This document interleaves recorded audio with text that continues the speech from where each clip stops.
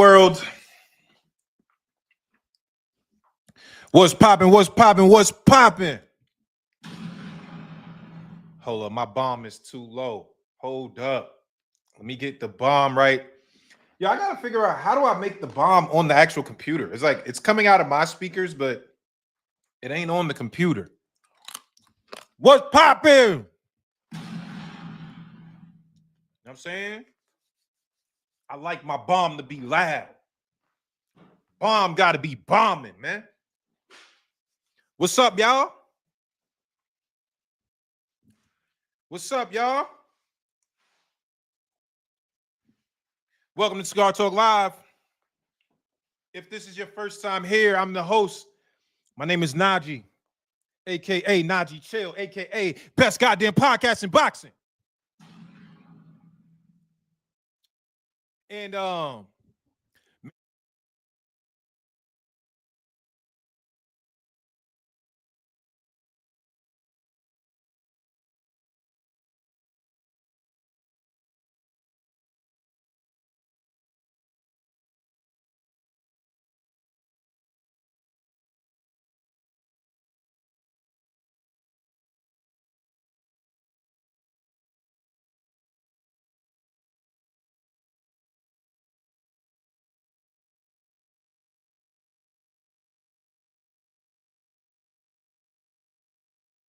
hold up.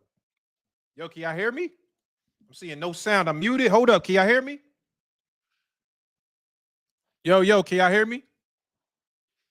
Tap in the chat. Let me know if y'all can hear me.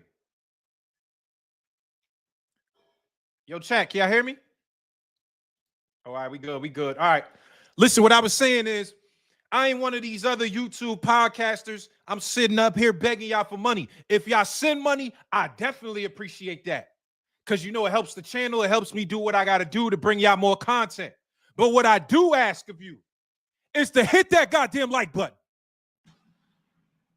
It helps share the message. Helps get the algorithm going. Hit the goddamn like button for a real nigga. All right. Now, before we get into this, you know what I'm saying? Before we get into it today, y'all know it's a tradition. I got to pull up the Shmulio. Y'all know I got to pull up the Don Shmulio. I got to pull up, y'all, because y'all my family. This is a Sunday. This is a good Sunday. We got to pull up some Don Shmulio and get to talking. Yeah, get a speaker for my soundboard. Yeah, man. How do I got to make sure y'all hear my goddamn sounds, bro. All right. I'm pulling up the Shmulio. If you at home, you know, pull up something nice, roll something up. You know what I mean? To make sure we catching the vibe. Yeah, babe. Could you bring me a coconut water too? All right. Salute. All right, let me hit the chat real quick. Listen, we got a very special guest today. He fought last week. We're gonna go over the fights that happened yesterday. Obviously, Kenny Sims versus Oscar Duarte. Kenny Sims versus Oscar Duarte. It was a good fight. It was a good fight. I see a lot of narratives now saying that Kenny Sims got robbed. I can't get jiggy with that, y'all. I can't get jiggy with that. I can't. I don't think Kenny got robbed. I thought Oscar Duarte won the fight. Now, why? One is, I think Kenny, in the moments that he started to really gain momentum, he let Oscar take away the momentum in the next round. Like, I feel like Kenny wasn't getting multiple rounds in a row.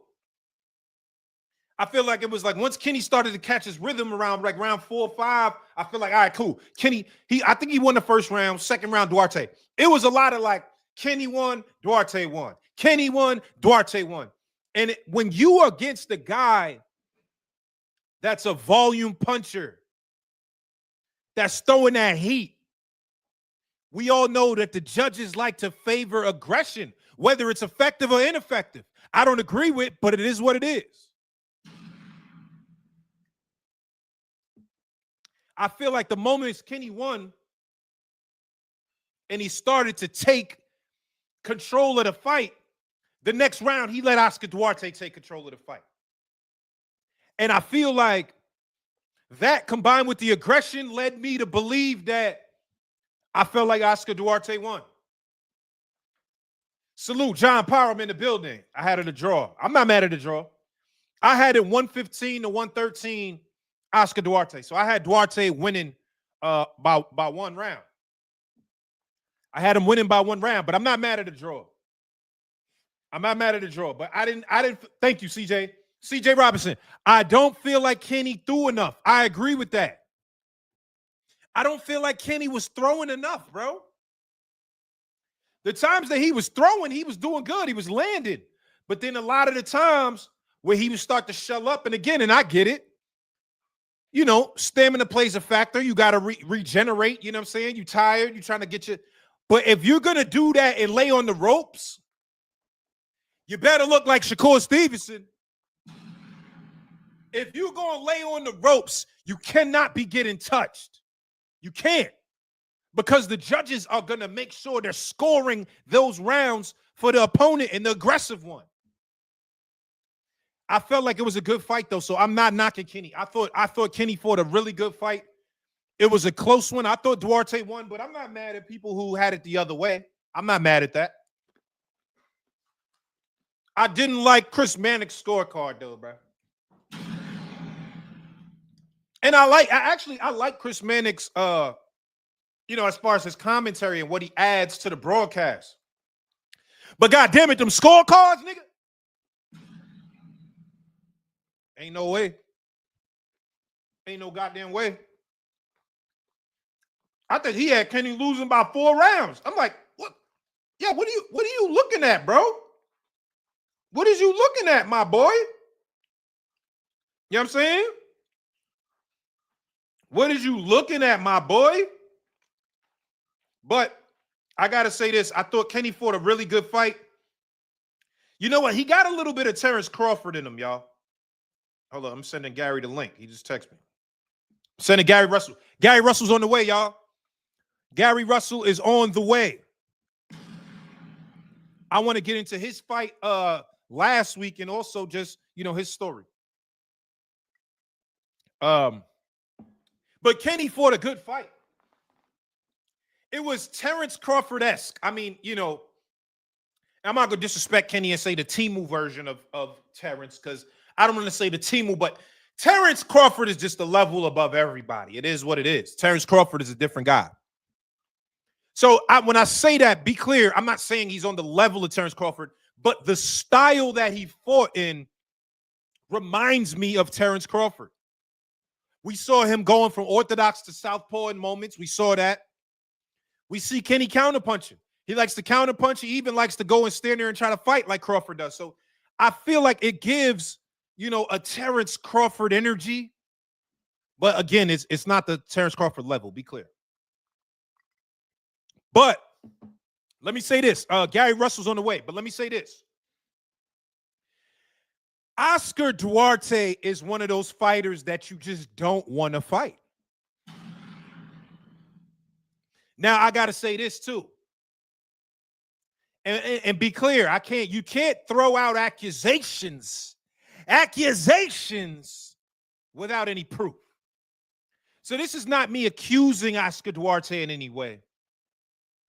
But goddamn it, this nigga looked brolic yesterday. What the hell? I heard I don't know if it was Sergio Mora or I don't think it was Mora. It was the other guy. I forget the guy's name. He said it looked like Duarte got bricks in his back. This motherfucker came out looking like the Terminator. What? Where those muscles came from, bro? Again, be clear. I'm not accusing anybody of cheating. I'm just saying Where did those muscles come from? Ty Grisham, thank you. That was Ty Grisham. That was Ty Grisham. I'm just saying, I'm not saying he's cheating. I'm not saying that. I'm not saying that. I'm a firm believer that to accuse somebody, you got to have some hardcore proof and evidence to be like somebody's on some shit. But I'm just saying the nigga look a little brolic, bro. He looked a little like, He looked a little, I don't know. I don't know. I'm not accusing him, though. I'm not accusing him. Be clear. His body definitely looked a little different and elevated from the last fight that I've seen from him. You know what I'm saying? But I can't accuse him. I can't accuse him. I can't accuse him. But what I will say about Oscar Duarte, let me see. Are you retarded? Where did those muscles come from? It's called eating more calories and putting the work in. Surely you're not that lazy-minded. So are you saying he wasn't eating calories and putting work in before? Is that what you're saying? I've been watching Oscar Duarte for years. He just hasn't looked like that. That's what I'm saying. He's clearly always had power. He's clearly always had power, clearly. So we're not saying that. We're not doing that. I'm just letting you know his body looked a little different. But what I got to say is Oscar Duarte is a tough fight for anyone at 140 pounds. Anybody that steps foot at 140 pounds, you're in a tough fight with Oscar Duarte. I got to keep it a stack. All the belt holders. Richardson Hitchens, that's a tough fight. Gary Antoine Russell, that's a tough fight. Sabril Matias, that's a tough fight. That boy, to me, is ready for a title shot. And also, I got to say this. Ryan Garcia's win against Oscar Duarte is aging like some goddamn Merlot. Y'all got to put some respect on Ryan Garcia's name with that win. Oscar Duarte last night looked phenomenal. He's a monster. His work rate, his power, his relentlessness, his aggression, those are tough things to deal with. Those are tough things to deal with anybody that's coming to the table. And I got to make sure that y'all understand Ryan Garcia, his win against Oscar Duarte is aging. We got to keep it real, y'all. I know a lot of y'all don't like Ryan Garcia. I know he was on that Ostarine pack. He was. Confirmed. But God damn it, you got to put some respect on beating Oscar Duarte because that motherfucker is tough. That's a tough night for anybody at the 140-pound division. It is. It is. I got to keep it real. Kenlito Simeon disappointed me. Salute Lulu in the chat. Y'all know how we do. Again, I send whoever's the MVP of the chat, you know, the most engaged, the funniest comments, the most intriguing comments, you dropping knowledge. Whoever's the MVP of the chat, I send $25 lunch on me. You know what I'm saying? Last week, Lulu won. I sent Lulu some lunch. $25. Whoever's the MVP of the chat, that's on me. Salute to Lulu. Yeah, well connected in the building. Yeah, I think that's a tough fight. I didn't say he'll have trouble. I definitely think that's a tough fight. I think that's a tough fight for everybody at the 140-pound division. Oscar Duarte is a tough fight. You heard dudes say Bomac Camp is ghetto? Nah, who said that? Who said that? I didn't hear that. So what I will say, where do the fighters go from here? I think Kenny Sims still is at the same level. I don't feel like Kenny Sims diminished because he took an L. He fought with a passion. He fought very smart. He showed us skills. He showed us counterpunching. He showed us a lot of nuances. I feel like Kenny Sims stayed at the same level or maybe even increased a little bit. I don't knock Kenny Sims for losing this fight.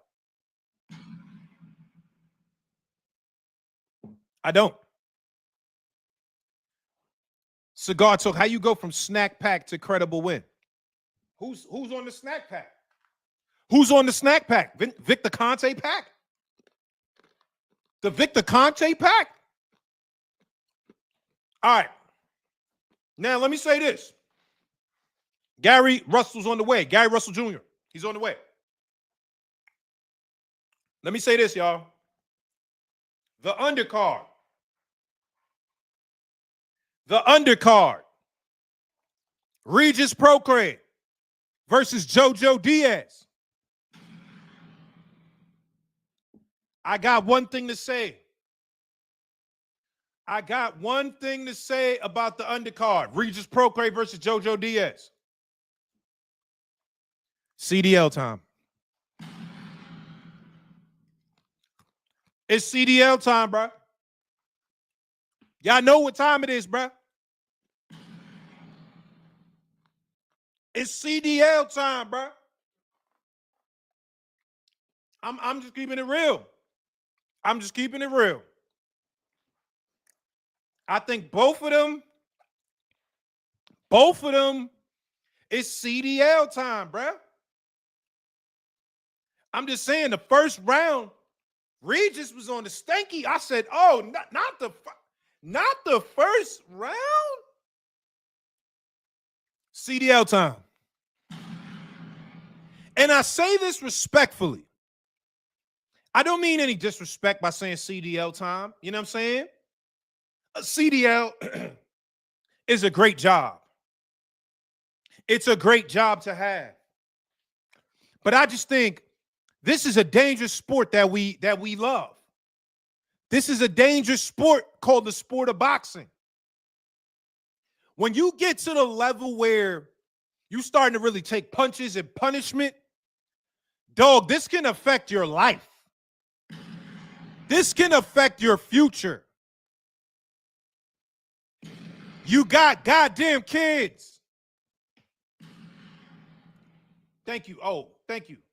The lack of stamina and stability is because Father Time being undefeated. Thank you, Eric. Father Time is undefeated. Father Time is undefeated. He coming to get you. He coming to get me. We all getting old, bruh. Ain't nothing you could do about it. But when you get old, go get your CDL, bro. CDL time. It's CDL time. That was a washed bout. That was washed. Two guys that are past it. And I'm not against you getting money. Get the money. I'm not against it. But I also want you as a fighter to maintain and think about your health, bro. Think about your health, bro. You got to think about your health, bro. Regis has gotten hurt in a lot of his recent fights, bro. Father Time is undefeated. Father Time walking up on your ass, creeping up. Father Time like this.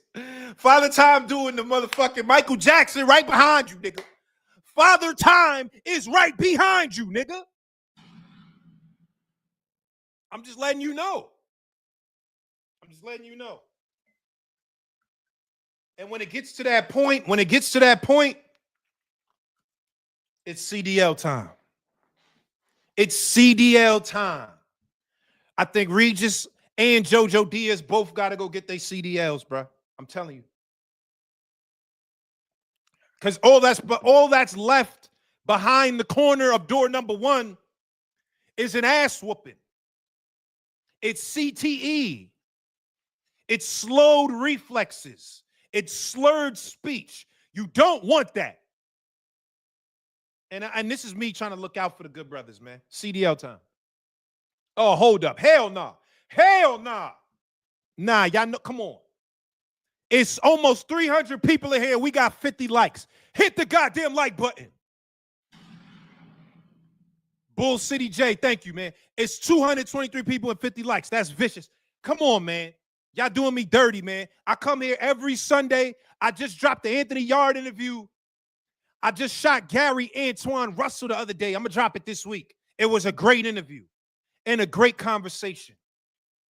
I also just shot Oshaki Foster. It was a great interview and a great conversation. I'm out here putting in my own work, putting up my own money. I don't got no network. I don't got no rich white guy putting up the money. This is me, Cigar Talk, putting my money. The least you could do is hit the like button, bro. Hit the goddamn like button, bro. Come on, my niggas. Y'all wilding today. Come on, y'all wilding today.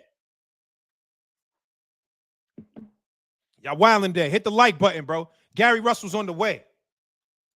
Gary Russell is on the way. Come on, man. We only got 83 likes, man. It's 250 people. Hit the like button, man. It's free. Hit the like button. You're not on Bill Haney payroll. Yo, listen, why do y'all, I don't understand why y'all say stuff like that. Like, one is, Bill Haney can't afford me, number one. To control Cigar Talk, that's a big bag. You're going to need Turkey to drop the big bag for me to be like, if y'all see me coming on here and I'm not saying CDL time and I got a button-up shirt on to the top, then maybe I got bought out by Turkey. And y'all just going to have to understand. But y'all talking about, I'm on the payroll of Bill Haney. Come on, stop it, bro. Stop it, bro. When it's time to critique, I critique. When it's time to show love, I show love. But just because there's a narrative of like where people are like, yo, this is what we're saying. That don't mean I go with it. That don't mean I go with it. Hit the goddamn like button, bro. Gary Russell's on the way. Gary Russell is on the way. All right. Now, let's talk about this real quick. Listen, I'm letting y'all know right now, this is Cigar Talk. But if Turkey offered me the big bag, I'm coming in here with the suit on, come on, bro. Come on, bro. I'm keeping it real. It's a big bag. It's a big bag. You be a little awkward doing interviews. Michelle Allen, I disagree with you respectfully, but you're entitled to your opinion. So, salute for me being awkward in interviews. The suit with the dad hat is nasty work, Brandon. Nasty work. The suit with the dad hat is nasty work. But I like Turk. I like Big Turk. You know what? I listened. Salute to the Boxing Voice when they had Turkey on, and Big Turk was like, "Let me tell you something." When he says, "Let me tell you something," that was when he was dropping bombs. Let me tell you something. And then he would say some wild shit. Let me tell you something. If I come on here with a suit on and I'll be like, let me tell you something, that means Turkey paid me multi-million dollars.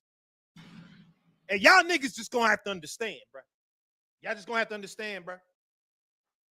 Y'all just gonna have to understand, bro. So what I want to say this, let me say this. I would love to see Regis Procray versus one of the young guns right now. That's what we need, because Regis is now entered to gatekeeper territory. And I say that respectfully. That's not disrespect. Regis is now entered into gatekeeper territory. And what that means is we got to build one of the young guns and see, can he handle the experience of a Regis Procray, of a Jojo Diaz. The fight we need next, Emiliano Vargas. We need my young boy, Emiliano Vargas versus Regis Procray. Emiliano, I told y'all he flipped the hair when I seen him get out the ring and said, "Hola, mommy," to all the little girls that was there. He's a star. I would love to see that fight. Emiliano Vargas versus Regis Procray. What's up with it? What's up with it? This is a good topic. Hold on, Gary Russell's on the way, y'all. They just text me. Gary Russell's on the way. Hit the like button for me. Gary Russell's on the way. Gary Russell is on the way. Let's talk on this TKO and the Ali Act. Now, what I want to do, y'all, I want to do this.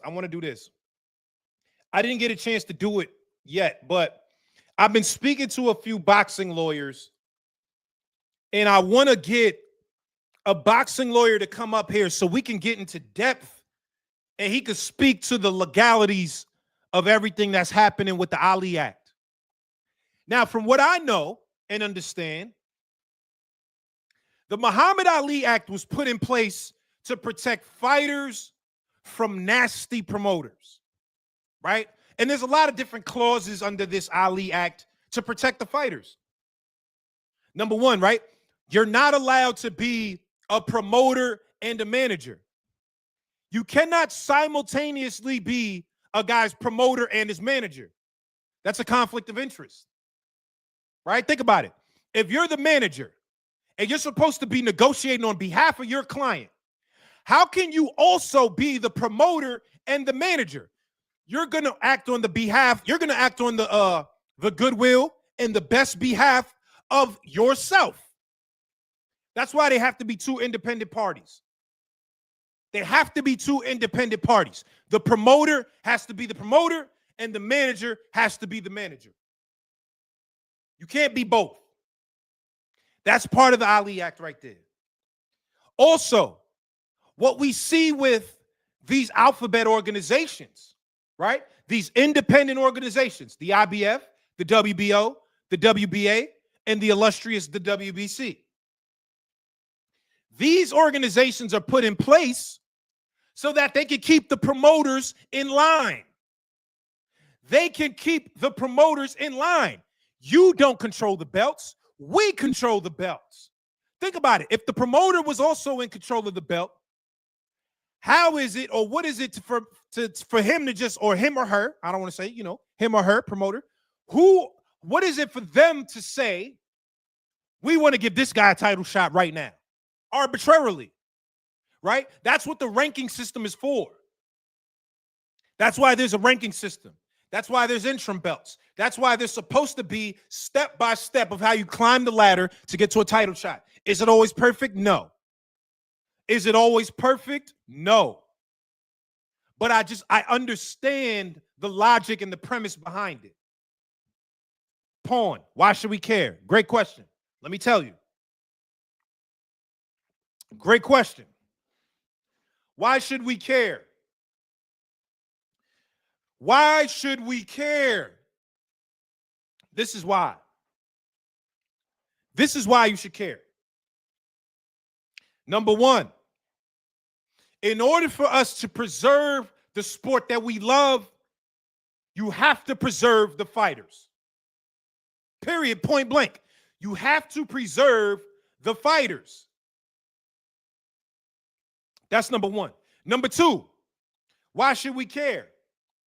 Why would you want an organization to be able to decide and pick and choose who they want to be titleists, who they want to hold the title? There should be some semblance of a fair structure to be like, this guy has earned himself a title shot.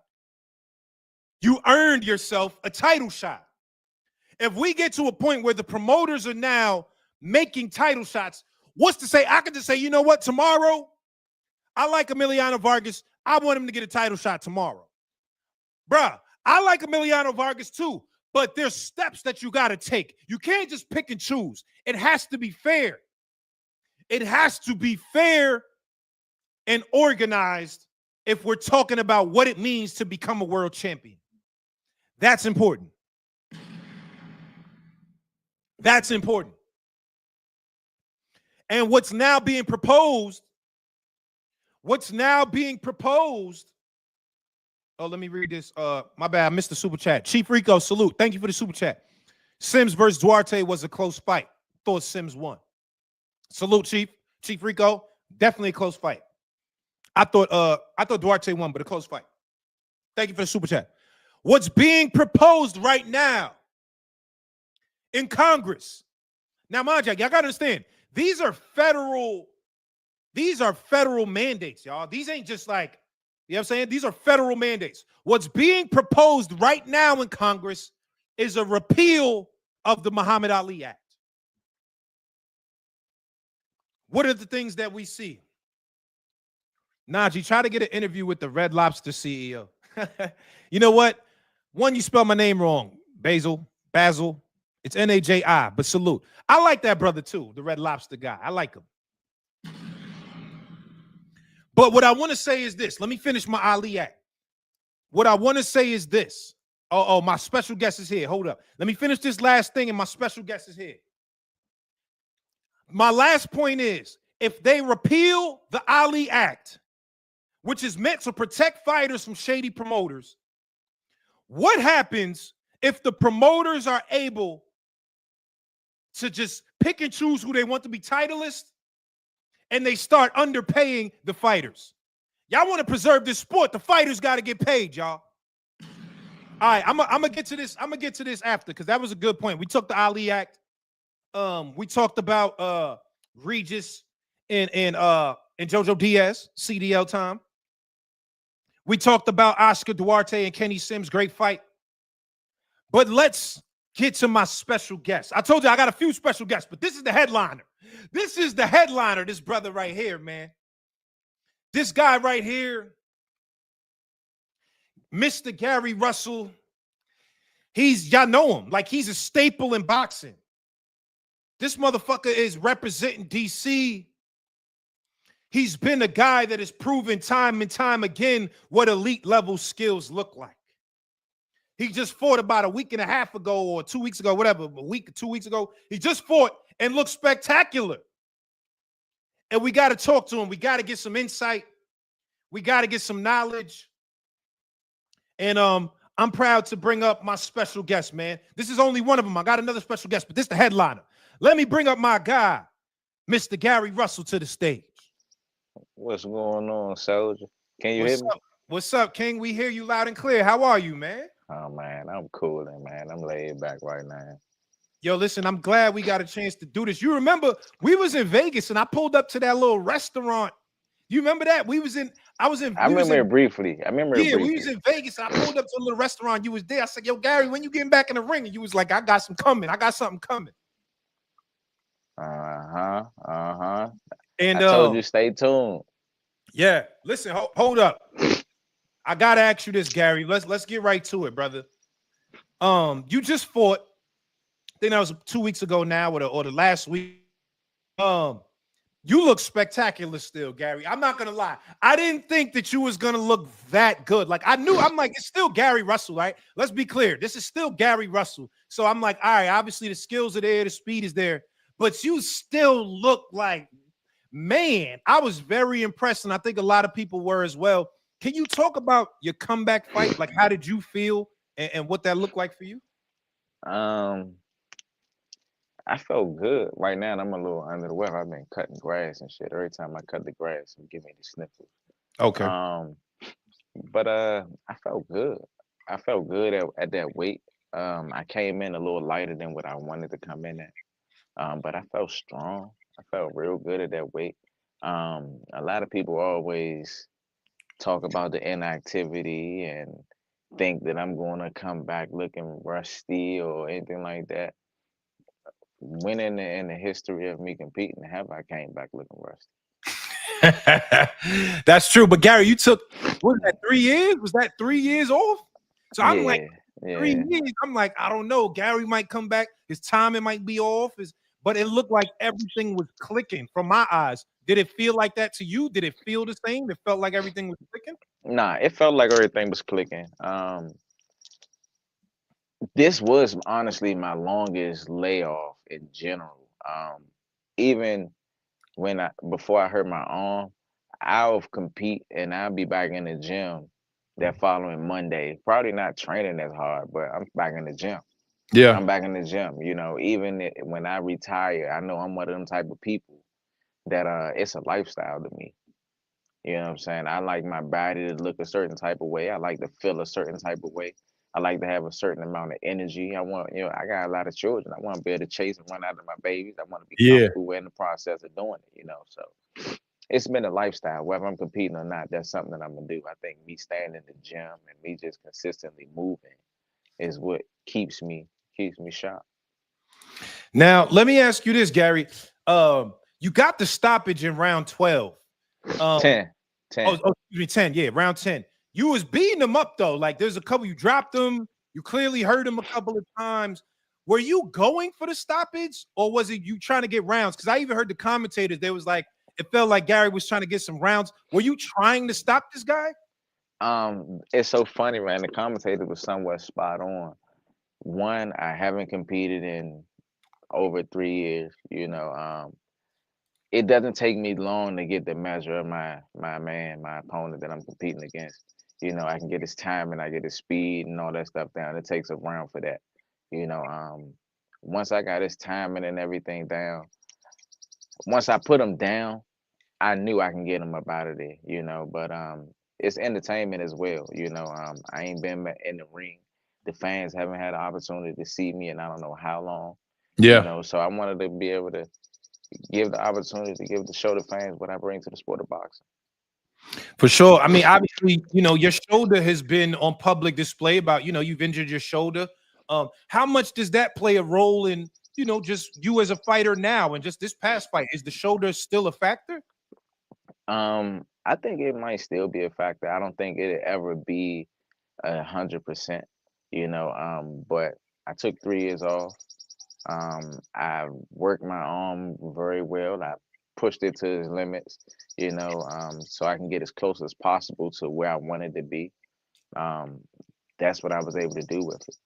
So I'm grateful that it's been able to hold up. Yeah. I felt like I said, I felt strong, man. I felt good at that weight. It looked like you was throwing counters that was like, I was like, God damn, what the hell? Gary come back looking crazy. Not to mention I move up 2 weight divisions. Everybody talk about my hand speed and etc. But I show punching ability as well in that division. So let me ask you that, Gary, because we talking about the weight divisions. There's a lot of guys at 135 now. You know what I'm saying? There's a lot of guys over there that's making some noise. Is that where you feel like this is where I'm campaigning at? We at 135? That's what we campaigning at. And I won Lamont Roach. Uh-oh. And Hold I on, Gary, won because you Lamont called Roach. them out. You said La Cucaracha. We need La Cucaracha. We need them. You called them out at the end. That's a DC fight, Gary. That's DC versus DC. I'm sure y'all have a lot of history together. Can you talk about that? Like, do you and Lamont have history?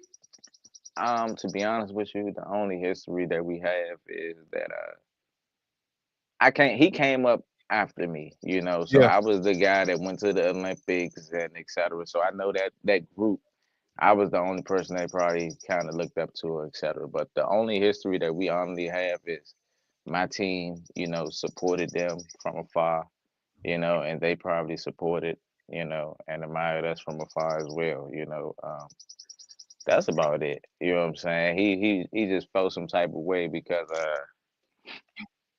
before he fought Tank, you know, um, they asked my honest opinion, but I thought on the fight. I gave my honest opinion. I thought Tank was probably gonna knock him out. Yeah. I thought Tank was gonna probably knock him out. Um, he got in his feelings. He got mad about it, and I responded back. I was like, listen, shawty, it ain't that serious. I'm pretty sure it's people in your household that might like the Washington Redskins and you might like the Dallas Cowboys. Well, you know what I'm saying? You might like the Yeah. Dallas Cowboys, but it's okay. It's just for that particular event, afterwards, I'm saying? Everything go back to what it was, but Right. he took it more personal than apparently he made it personal. So now, fuck it. Now I want to see you. Now Hold up. let's really see who the best is in the city. Did you feel like, based on what happened in the Tank fight, did you put more respect on his name? Were you like, okay, you know what? He's bringing more to the table than I originally thought. Did you feel differently after the fight, or you still feel like it's the same Lamont Roach? Nah, I mean, I still feel like it's the same Lamont Roach, but I can say he exceeded my expectations when it came to the fight. I don't feel as though that, in my personal opinion, I felt like he possibly edged it off, but I don't feel as though that he did enough to take the title from the champion. Mm, In my personal opinion, yeah. I don't think he did enough to take the title from the champion. No one showed separation in that fight, that this person was that much better or etc. No one did, so Shawty, get off your high horse, bro. You acting like you fucking won. You fought to a draw, my boy. You didn't win. Mm, Stop this mm. shit. You didn't even win. You fought to a draw. Like, come on, man. So I feel like at this point, let's just see who the best is in the city. I like that, man. DC Armory, It's man. only right. I ain't gonna lie. The armory too small, man. We gotta do it at the Capital One. Oh, the Capital One. That's the arena. That's the arena. There you go. I There like you that. go. I like that. Another name that you called out, Gary. You called out Tank. You said I want Roach or Tank. What you think? But Obviously, Tank is going through shit. He got, that's something that I've been doing. You know what I'm saying? I Tank know. somebody that I've been wanting for years. But talk to me about that, because I feel like you and him, y'all been having the energy of like, what's up, what's going on. You've called him out for years before. Why do you think it's never happened? Let me clear the record for everybody. It ain't nothing personal with me and Tank, and maybe slightly, not even nothing personal with me and Roach either. You know what I'm saying? Oh no, hold up. He might have got a call or something. I think he got a call. Gary was in it. We was right in the bag. He was right in the bag right there. Gary was right in that bag right there. We was getting to it. Hold up. We got to make sure. See if he coming back. Cigar talk. Gary was right there. Hold up. He probably got a call. They saying that's the Maryland Wi-Fi. Come on, y'all wildin'. Tank cut the feed. Al Heyman's watching? Damn, Al Heyman watching? He was about to preach. I know. We was getting right to it, y'all. Gary's right in that bag. God damn. Boxman's getting soft. These boxers don't have an answer to call-outs because of protection. Lamont calling him? We need to hear this, bro. Hit the like button. Come on, y'all. All right, here we go. Hold up. Here you go. He probably got a call. Yeah, I got a phone call, man. Somebody hit me up. I figured that. The chat was hype, Gary. You was right there. You was telling us Damn. the info. Damn, what was I saying, man? They just asked me again. Yeah, I gotta ask it again because we was right there, and the chat was hype about that right there. Oh, I think I remember. Go ahead. It wasn't nothing personal. You know what I'm saying? It was never nothing personal with Tank, no Lamont. We are in a gladiator sport. As far as Tank is concerned, it was always a thing where as though when I was the champion at 126, he was competing at 126. That was the guy I wanted to compete against. I'm one of the people that want to compete against the best. The sport is really getting fucking soft. The people that's supposed to be the best, they not trying to fight the people that's the best. They trying to stay the fuck away from people. So as far as the Tank thing is concerned, it was just a thing of, man, listen, the area is geologically too small. The sport is geologically too small for both of us to coexist and not at least see what happens. Right. Hold on, but why do you think it never happened, though, Gary? Because at that time, you the best guy. Your name is ringing all over boxing. It's like Gary Russell is the guy. Tank is the upcoming guy. Why do you think that fight never happened? Politics. In my personal opinion, politics is nothing other than the ability to reward or take away from whoever you want to reward or take away from. That's a fight that I always wanted. Is that a fight that I think Tank would want to take? I don't think so. I don't think he's at some point you have to have the fighting spirit. I had a conversation with a friend of mine, and he was saying everybody in the NFL, once they get signed, they get a lot of money, but they still want to win the Super Bowl. Do they just get their money and still be like, well, all right, fuck it, well, I ain't tripping. Fuck it. All I don't right. care about. I don't care about. You know what I'm saying? I don't care about wanting to win the Super Bowl. They still want to win the Super Bowl. They still want to be the best. They still want to show everybody that they are the best. These people in the sport, they pick and choose when the fuck they want to do that shit. I can't get with it. It's soft, man. Mm, You mm. know. And as far as Roach is concerned, um,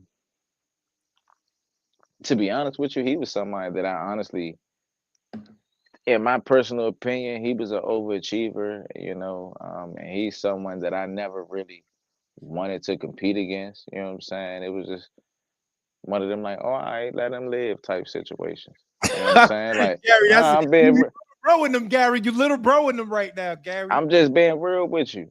I'm Yeah, being real with you. yeah. You know, it was just one of them. Oh, nah, I'm glad he's doing something. Let him live type shit. You know what I'm saying? Like that's what's up. You know, so it was genuinely support. You know, when it came for that. You know, the issue came in when they tried to make it seem like it was Baltimore versus the best thing from this area. Mm, That's where I have a problem at. Now it's cool, mm. both of y'all. Now I don't have an issue with both of y'all making y'all money. You know what I'm Yeah, saying? You generating for your family and you doing for yours. I don't have an issue with that. I yeah. have an issue with y'all making it seem like Baltimore is fighting the nicest the baddest motherfucker from here, and it ain't that guy. It is not fucking Lamont Roach. That's Mm. where my issue was, you know. And I didn't feel as though that he was going to beat Tank. You know, he exceeded my expectations, you know, within the fight. You know, but yeah, he just I don't know. I Now, guess Gary, hold I on, Gary, do you think he wants that fight? Because I even heard a little bit where he was talking to your little brother. Him and Antoine was kind of going back and forth talking about it. I just interviewed Antoine the other day. I was in DC with your brother. He said, "Listen, man, why you worried about me? You should go see. You need to go see Mr. Gary. What do you think about that? Like when he was talking about fighting Antoine." um I think that was some crazy shit. I guess he thought it was clever to try to avoid me and mention somebody else that he know would bust his ass too. You know, I don't know, but to me, I can see through that shit. You scary. You looking scary. Mm, You don't have a fight set up. Your fighter that you supposed to be competing against, he's not that fight not happening. You don't yeah, have nobody fight. I just competed. I'm willing and able to fight. You yeah. can't say you trying to fight Shakur. They said something about he's not fighting until next year sometime, something like that. You have nobody that you can compete against. And not to mention anybody that you can think about competing against other than Tank. You won't make nowhere near as much money as you'll make competing against me at home.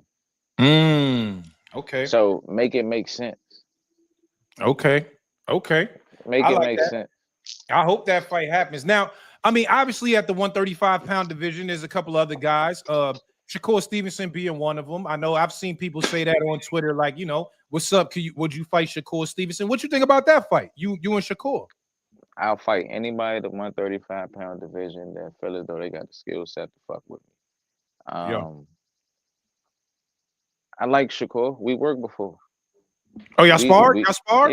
yeah, we worked before. Oh, how'd it He's go? Gary, keep it a stack. Gary, you one of the real niggas, Gary. Keep it a stack. You and Shakur sparring. I'm gonna keep it real with you. To be honest with you, I'm like Bruce Lee. I'm like Bruce Lee in his boxing game. I'm being real with you, muff. Yeah. We don't go to other motherfuckers. People come to us that real motherfuckers. Let me say this. I'm gonna mention this shit. And this is one of the reasons why I actually like Shakur. Only real motherfuckers that really want to know where they ass at come over this way to challenge themselves to see how far they've come or how much further they need to go. Mm. You know what I'm saying? So that was the situation within our spawn. You know, I thought it was good work. You know what I'm saying? Like I say, he did an interview about our spawn. Oh, okay. I'm gonna have to check that out. But y'all, Yeah, listen. First of all, your gym is like a sauna. It's hot as shit in there. I was just over there the other day. I'm like, damn, it's a different energy in here, man. You know what I'm yeah, saying? yeah. That's the dungeon, man. That's the dungeon. Motherfuckers don't come over there. Only real dogs come over here. Only real dogs come over this way to really test. If you really want to challenge yourself and test yourself and see where your ass at, then Yeah. you come over this way. And only the real dogs come over here to come fuck with us for real, for real. You know. Can you talk to me about this? Because I just, like I said, I'm gonna drop the interview this upcoming week. I just interviewed Antoine. It was a great conversation. He was telling me, because I asked him, I said, yo, the two gyms in DC that I know, and I'm a New York nigga, you know what I'm saying? So I don't know DC politics and all that's going on. But I said the two gyms that to me outside looking in is y'all, it's the Antoine, the Russell gym, and then it was the Headbangers. And he was like, yo, there was some smoke with y'all early on, like the Headbangers gym versus the Russell family and all of that. I didn't know about that. That was the first time I heard that. Can you tell me from your perspective, being the older brother, like what that was like? Like, I guess Headbangers gym versus the Russells? Um, to be honest with you, we were probably in our weight division, because it was multiple weight divisions, but in our weight division, like we were probably the nicest motherfuckers around. And the only people that gave any type of competition or anything like that was the headbangers. And the only other people that was, what I'm saying, that Yeah, could stick in there that, what I'm saying, that we can fuck with a little bit.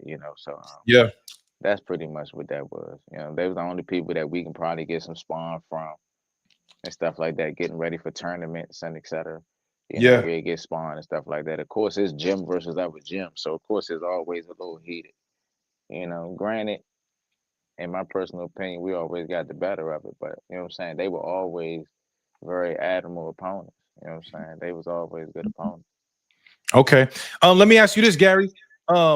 You've obviously in the last few years, rest in peace to your father, who created a great legacy and a family of elite fighters. But you've taken on a role of the coach now. You know what I'm saying? Coaching your younger brother and really being in his corner. Can you tell me about that? Like a trainer Gary, like how much different is trainer Gary than like fighter Gary? Like what is it like just being trainer Gary? To be honest with you, my father was low key prepping me for this shit before I even knew I Mm, was being prepped for it. It's funny that JoJo fought Regis? fought last night. Yeah. Yeah, because if you guys can really remember, I always worked hand in hand with my father. When I defended my title against JoJo, both of my younger brothers fought on that card. I worked both of their corners and then had to go back in the dressing room and get ready to To do defend my your fight? title. There you Damn, go. I didn't realize You that. know, so it's something that I always been doing somewhat simultaneously within my career as well. Kind of helping my father guide and navigate my little brother's career as well. So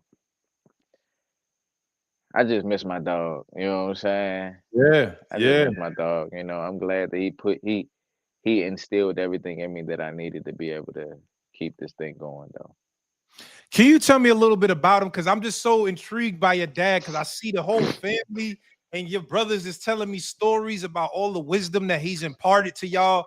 What sticks out to you is just like a memory about your pops that's like, man, when I think about him, this sticks out to me. This is like your dad seemed like this great dude. I never had the opportunity to meet him, but I hear so many stories. Can you tell me just like a story about him?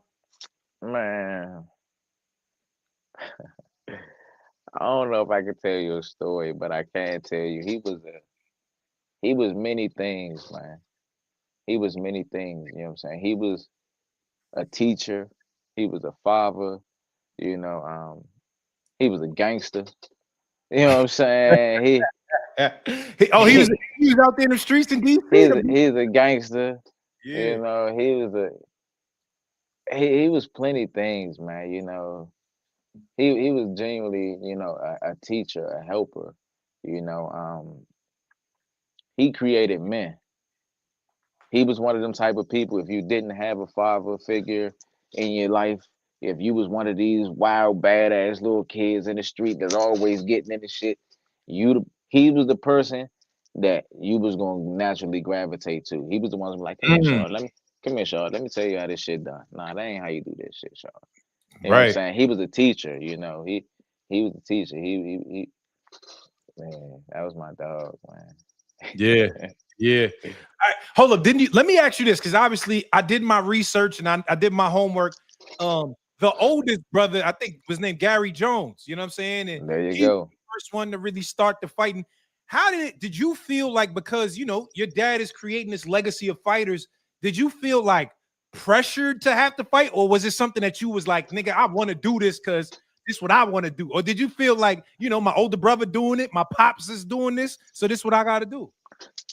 Man, to be honest with you, we grew up in the murder capital, so naturally, just to go to school out there, you had to be an aggressive type of individual. If you wasn't, you was gonna get ran over, walked to. Mm-hmm. Naturally, as a little kid, I was naturally an aggressive type person. Yeah. You know, I felt like the sport was the perfect knit for me. You know what I'm saying? It gave me the outlet that I needed to be able to properly be able to channel my aggression or and everything else. You know what I'm saying? It gave me that outlet. So nah, I wasn't forced into it. It was something that I'm glad that my father had the hindsight to see. Mm. He kept me focused. This shit kept me out of a whole bunch of shit. Yeah. Yeah. Now, out of all the brothers, and this is me speaking, outside looking in, out of all the brothers, for me watching boxing, I've been watching boxing for 20 years, almost 25. When I first heard of you, it was like you was heralded. It's like, oh my God, this guy Gary Russell, even the Olympics, is like he's gonna win the gold medal. Like you is like the amount of hype that been on your name since a youngin is crazy. Did you talk to me about that? Like, was that a difficult thing to have that much like expectations, that much hype, that much clout as a youngin, where it's like you're supposed to be X, Y, and Z? Was that tough for you, or did you embrace it? What's normal to the spider is chaos to the fly. Mm. Um, that shit was natural to me. That shit was natural to me. I didn't look at it like that or anything like. I was just me. Mm. I'm just me. I'm just doing the best that I could possibly be. When I'm on my game, I don't care what anybody bringing. For example, a lot of fighters, they they get their confidence off of. I know I'm in shape. I can go 20 rounds if need be. Or Mm-hmm. I know I hit hard. You know what I'm saying? All I gotta do is hit them one time, etc. I don't Yeah. get my confidence off of that. I get my confidence off of the know-how. Mm. My confidence comes from I don't give a fuck what my opponent brings across the ring. I know I got the answer to whatever the fuck it is that he got. Mm. That's the difference. Intellect over athleticism any day. Oh, so the IQ, you just saying the IQ is just a different, the IQ just a different level. Yeah, but you gotta have you can't it's a fine-tuned machine. You know what I'm saying? You can have the IQ but not have the other attributes to complement the IQ. Right. You know what I Right. mean? So it gotta be a machine. You gotta all these moving parts gotta work simultaneously. Okay. Now let me ask you this, Gary, because even in the chat right now, a lot of people are bringing up the Lomachenko fight.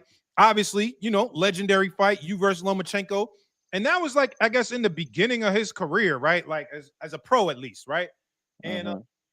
that was a fight that he won. But a lot of people are asking about the Lomachenko fight because they're like, "Yo, Gary's one of the best. How did Lomachenko get the victory?" Could you talk about that fight? A lot of people was asking about that one. I'm not an excuse maker. Um, I'm gonna give it to y'all straight. If it ain't broke, don't fix it. In that one particular camp, we brought in a strength and conditioning coach, um, and we was making weight entirely on that particular scale.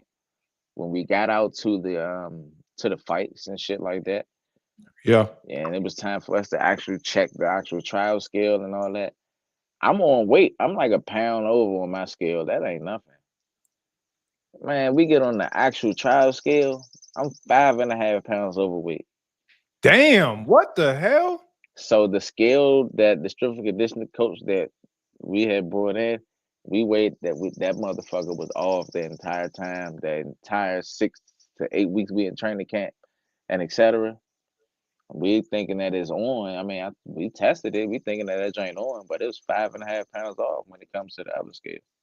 Wow. We lost the entire 5.5 pounds. That was my first chance to compete for a title.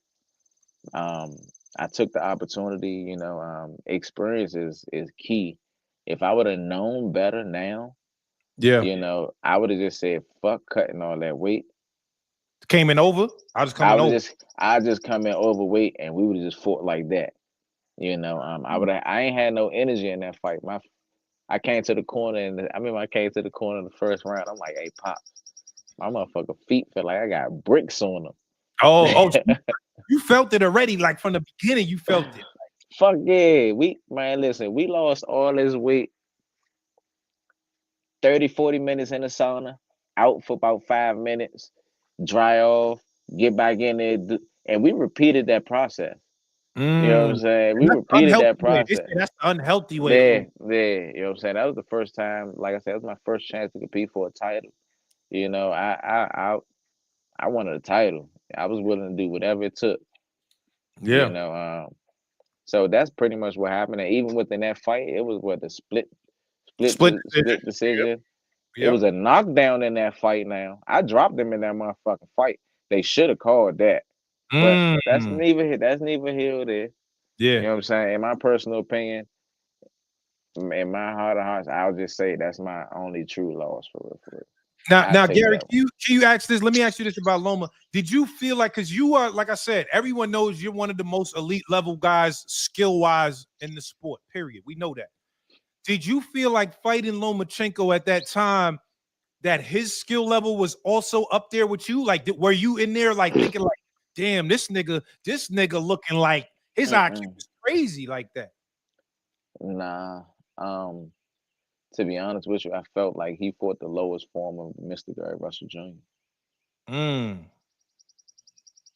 You know what I'm saying? Me at my best, that fight wouldn't have went that way. You know Right. what I'm saying? Me not being dehydrated or cutting weight and shit like that, that fight wouldn't have went that way. Even with the knockdown that they didn't call. I feel Right. like that fight wouldn't have went that way. I'm mad as shit that he retired. I honestly would like to spawn. Like what the fuck? Oh, you Like the want the lick fuck? back, Gary? You want that lick back, Gary? Man, hey, listen. I'm a real fighter. Fuck what Yeah. all these other fighters doing. I'm a real fighter. Yeah. You know what I'm saying? I'm the one. Listen, that shit personal to me. I need to do. Fuck the fan. I'm not saying fuck the fans, but this ain't Yeah. got Yeah. nothing to do with the fans. Nothing Right. to do with this. Is this some shit for me? Like, come on, let's go ahead. Just like That's some Rocky too. This Rocky like and when Apollo. Rocky, There you yeah, go. That's Rocky Rocky and like, yeah, Apollo nigga, we gotta create go to this the shit gym. Fuck real quick. everybody else. Let's get this gym and There just you go. There you go. There you go. You know something. okay. I like that. I like that. All right, hold on. Let me ask you this though, Gary, because the Olympic run for Gary Russell, nigga, I told you, I just been a fan of the sport. I just jumped That in was this. another thing that played a big fucking factor. Tell Played me a that, hell nigga, of a because I gotta factor. know about that. It was just like Listen. you was the nigga that we said USA. Gary's winning the gold for the USA, and then it was like something happened. You got Listen. sick or something. I don't tell me what happened, nigga. What happened, bro? So to be honest with you, I had beat like the previous silver medalist in like the World Games or something like that, or the World Cup, one of the two. So that's why they was like, "Oh, nah, he definitely gonna win the gold." Um, but nah, we was in China for about a month or so before the games even competed and games even started. Everyone that competed in like outdoor events like archery, track and field, and stuff like that, like they started like getting sick and like passing out. It started happening to like the a couple athletes. So Mm, they started changing like the venues and stuff, trying to make them start practicing indoors instead of outdoors. right. And I think it has something to do with them just trying to save face because at the time China, they had this stuff called smog. It wasn't fog. They called it smog. You Smoke can and lit, fog, small. bruh. You can literally listen, bruh. When I say you couldn't see from here to across the street, when you see the building across the street, Yeah. and they're hosting the Olympic Games, so they're trying to keep as much negative anything about, you know what I'm saying, that out of the play, you know. Mm-hmm. But basically I got fucking sick. I got sick. The same thing that was happening to the people that was participating in the outdoor events.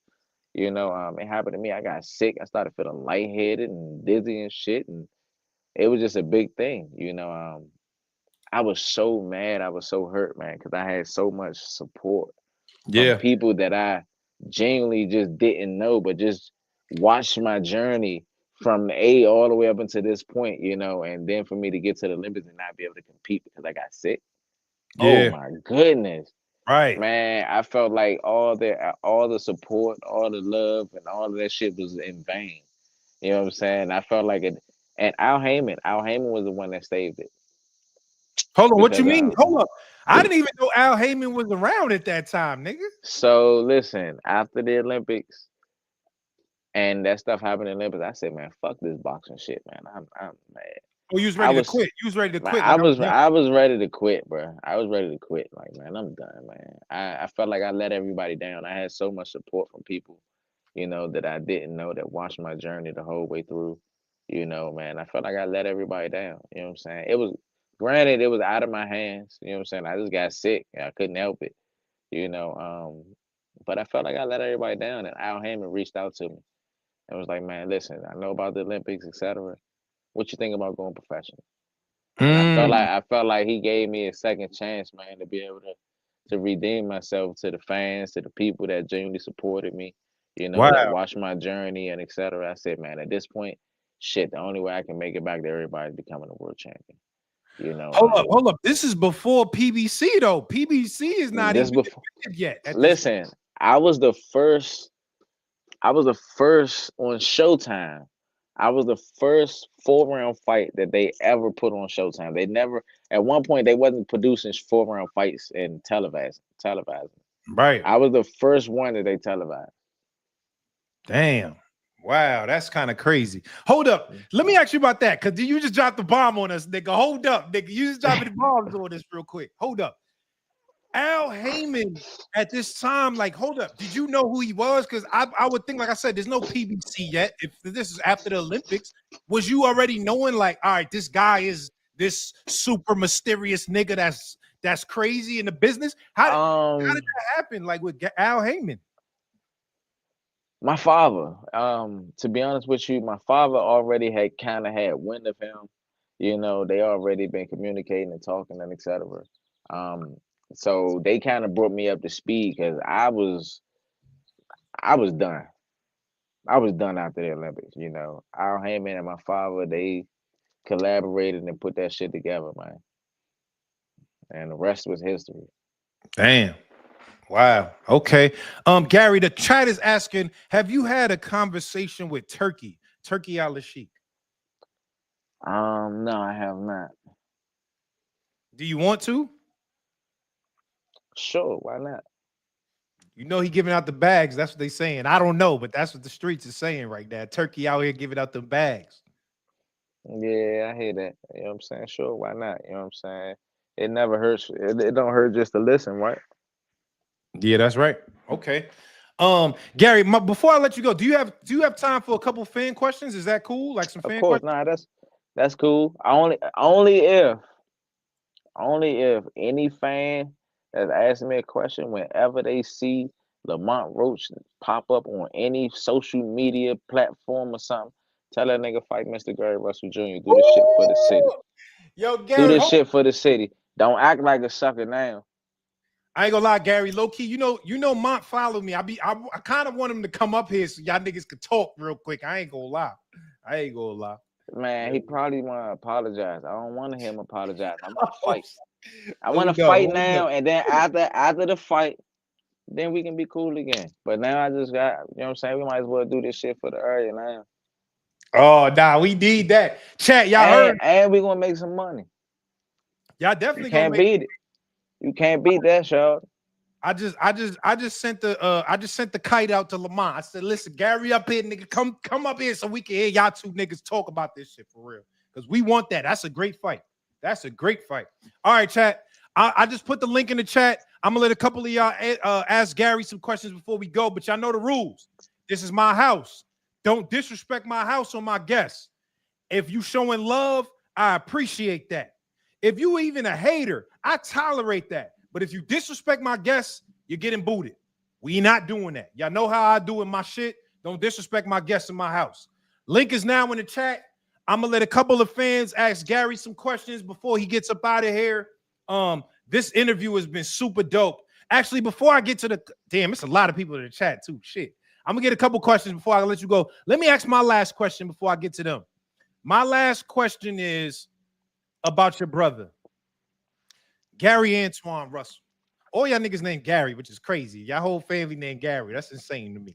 And he told we all go by our middle names though. Oh, okay, yeah, the middle. That's Okay. that's the only difference. So Hold up, if you and catch, Gary told me this. I'm spilling the beans right now because go it's ahead. coming out this week. He told me y'all related to Clarissa Shields. What the hell? Nigga told me that. That's Pops. You know what I'm saying?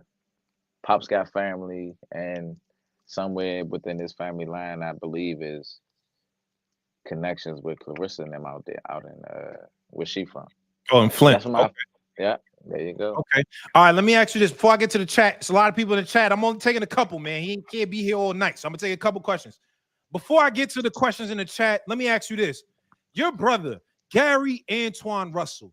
I told him one is he fights differently than y'all. I feel like y'all, you know, when I look at Allen, when I look at you, it's a lot more finesse. It's a lot more. I feel like Antoine is a lot more pressure. And obviously, he's a world champion at 140. Could you talk about the differences just between Antoine and yourself? You his trainer, so I know you see everything. I'm more of a technician. I mean, we're trained by we were all trained by the same people, but we all have our own personalities. You know, I believe our personality comes out by the way that we compete. You know, I'm more of a technician. I'm more of an artist with this shit. Antoine, he just trying to come and get you. Right. He just want to come and get you. I want to make this shit look sweet while I fuck you up. Antoine just want to get it over with. How high is Antoine's ceiling based on everything that you see in the gym?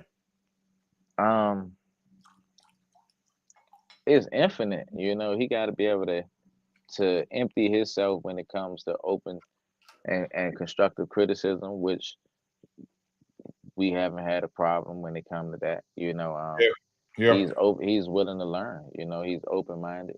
You know, so and here's the thing: a lot of people just look at Antoine as just a bull in come and get you fighter. He can box too. He does have the reflexes and the timing and all of that shit to actually sit outside and box and not walk a motherfucker down. He can box if he wants to. So he has the ability to be versatile. We just gotta tap into it. Okay. Yo, Gary, I'm gonna take a couple fan questions before I let you get up out of here.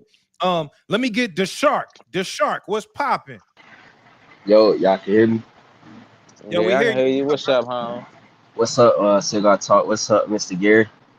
What's up, home? How you feeling? What's up, man? Talk to me. You got some questions for Gary? Yeah, so look, I got two questions, right? First question is, how did you feel with your first fight back? You breaking up a little bit. Yeah, you breaking up, bro. I said, how did you feel with your first fight coming back? I felt good. I felt strong as shit. I felt strong coming up, especially moving up 2 weight divisions.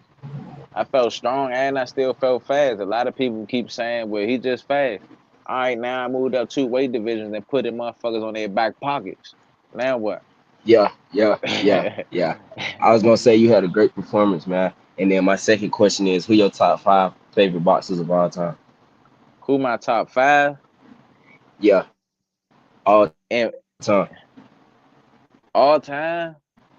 That's hard. I don't know if I'll be able to All give time. you that. That's hard. All right, give us 3, Gary. Give us 3 then. Damn. We need 3 at least.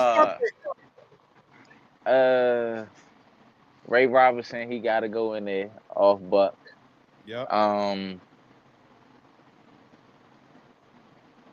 Damn. Yeah, it's I hard. like Man. I like At least it's 3. it's hard, dog.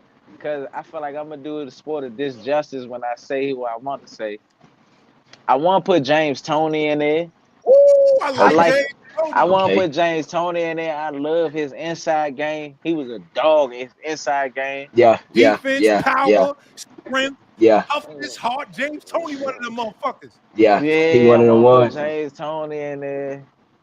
He one of the ones. Just one more, Gary. One more that you like. All right, I fuck with this guy. He an older fighter, but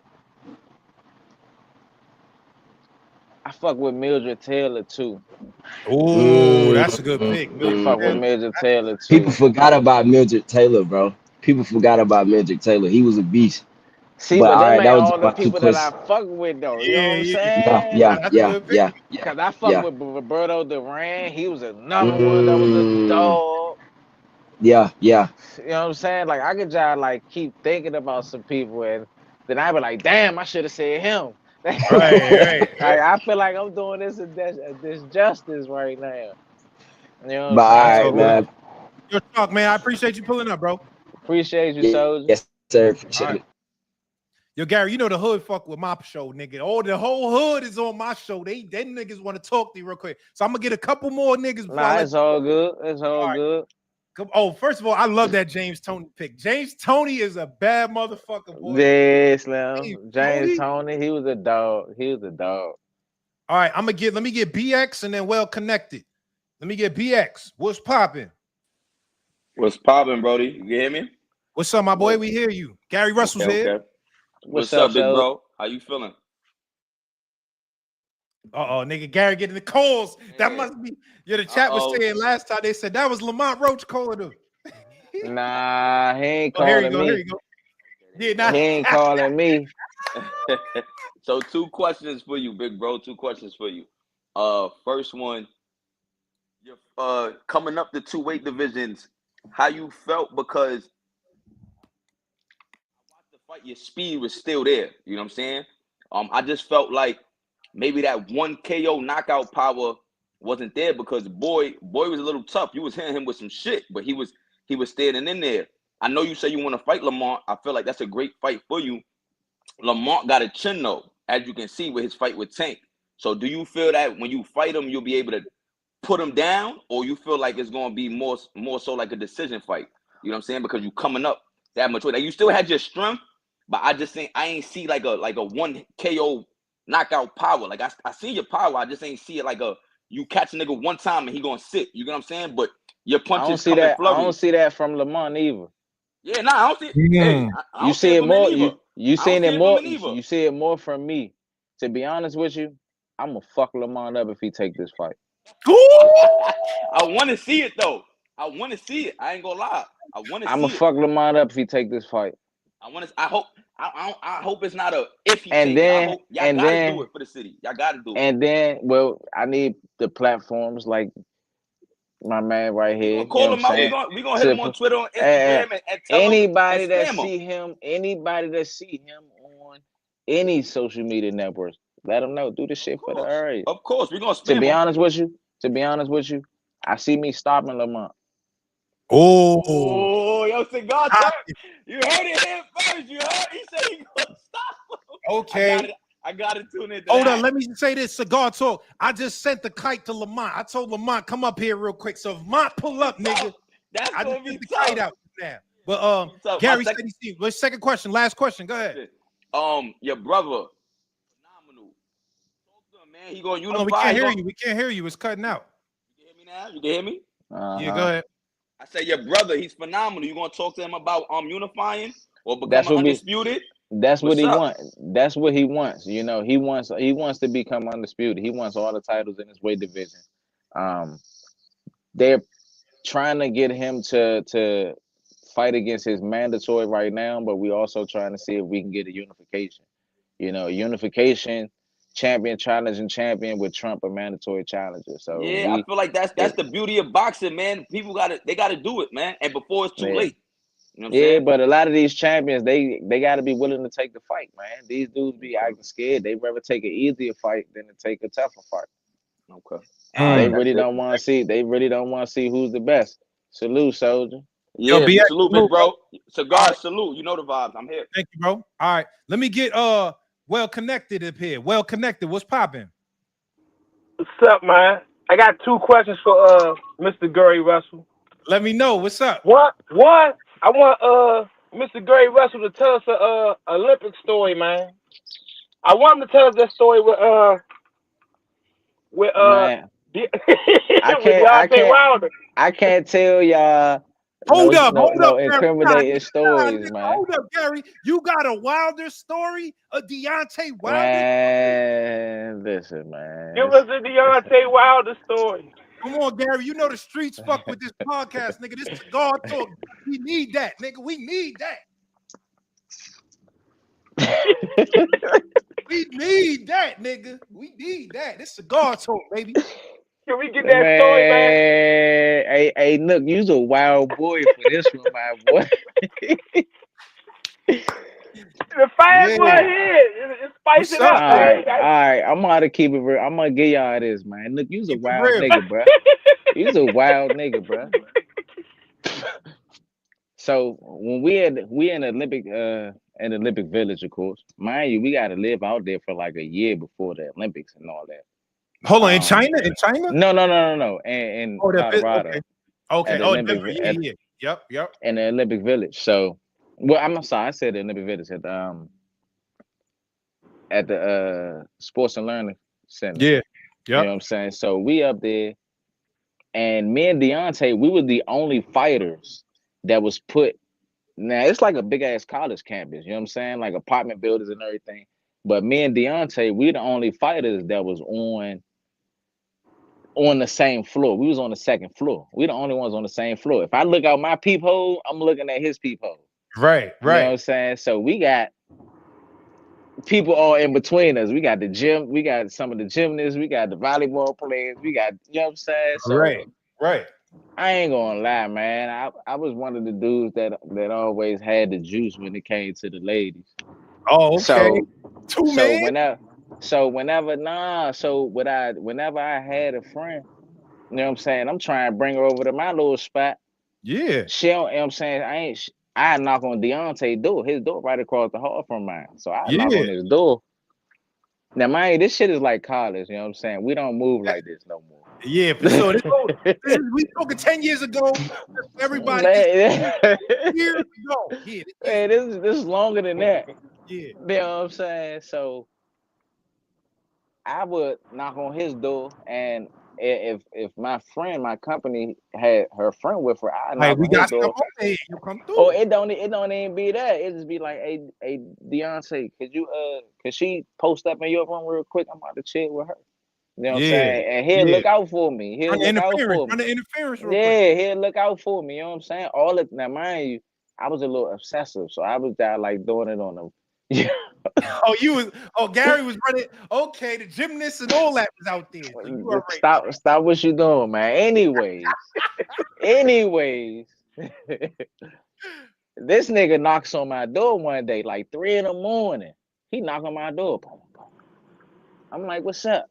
He like, man, I'm always looking out for. Now, mind you, the height difference is ridiculous. Yeah, I'm like 5'5", 5'6". He's, you know what I'm saying? He's looking down at me like, man, come on, bro. I'm always looking out for you. Like, man, can her folks stay over here with you real quick? Wow, you know what I'm saying? I pull my sword with her. Yeah. I'm like, I open the door, I look. The friend was just like badder than the drink that like you know what I'm saying? The friend was just like smoking. I'm like, shit, all right, yeah, she can come over here. Yeah. You know what I'm saying? So it was just, this shit was like college. So so we had co-ed bathrooms. We had co-ed bathrooms and stuff like that. And of course, they have all type of condoms everywhere throughout that joint. I'm gonna let everybody know, the number one sold product at the Olympic Village is condoms. Don't let nobody tell you any different.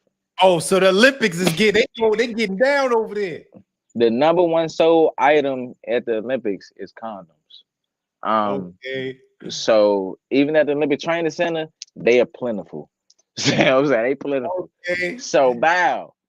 So time passed. I leave out my room.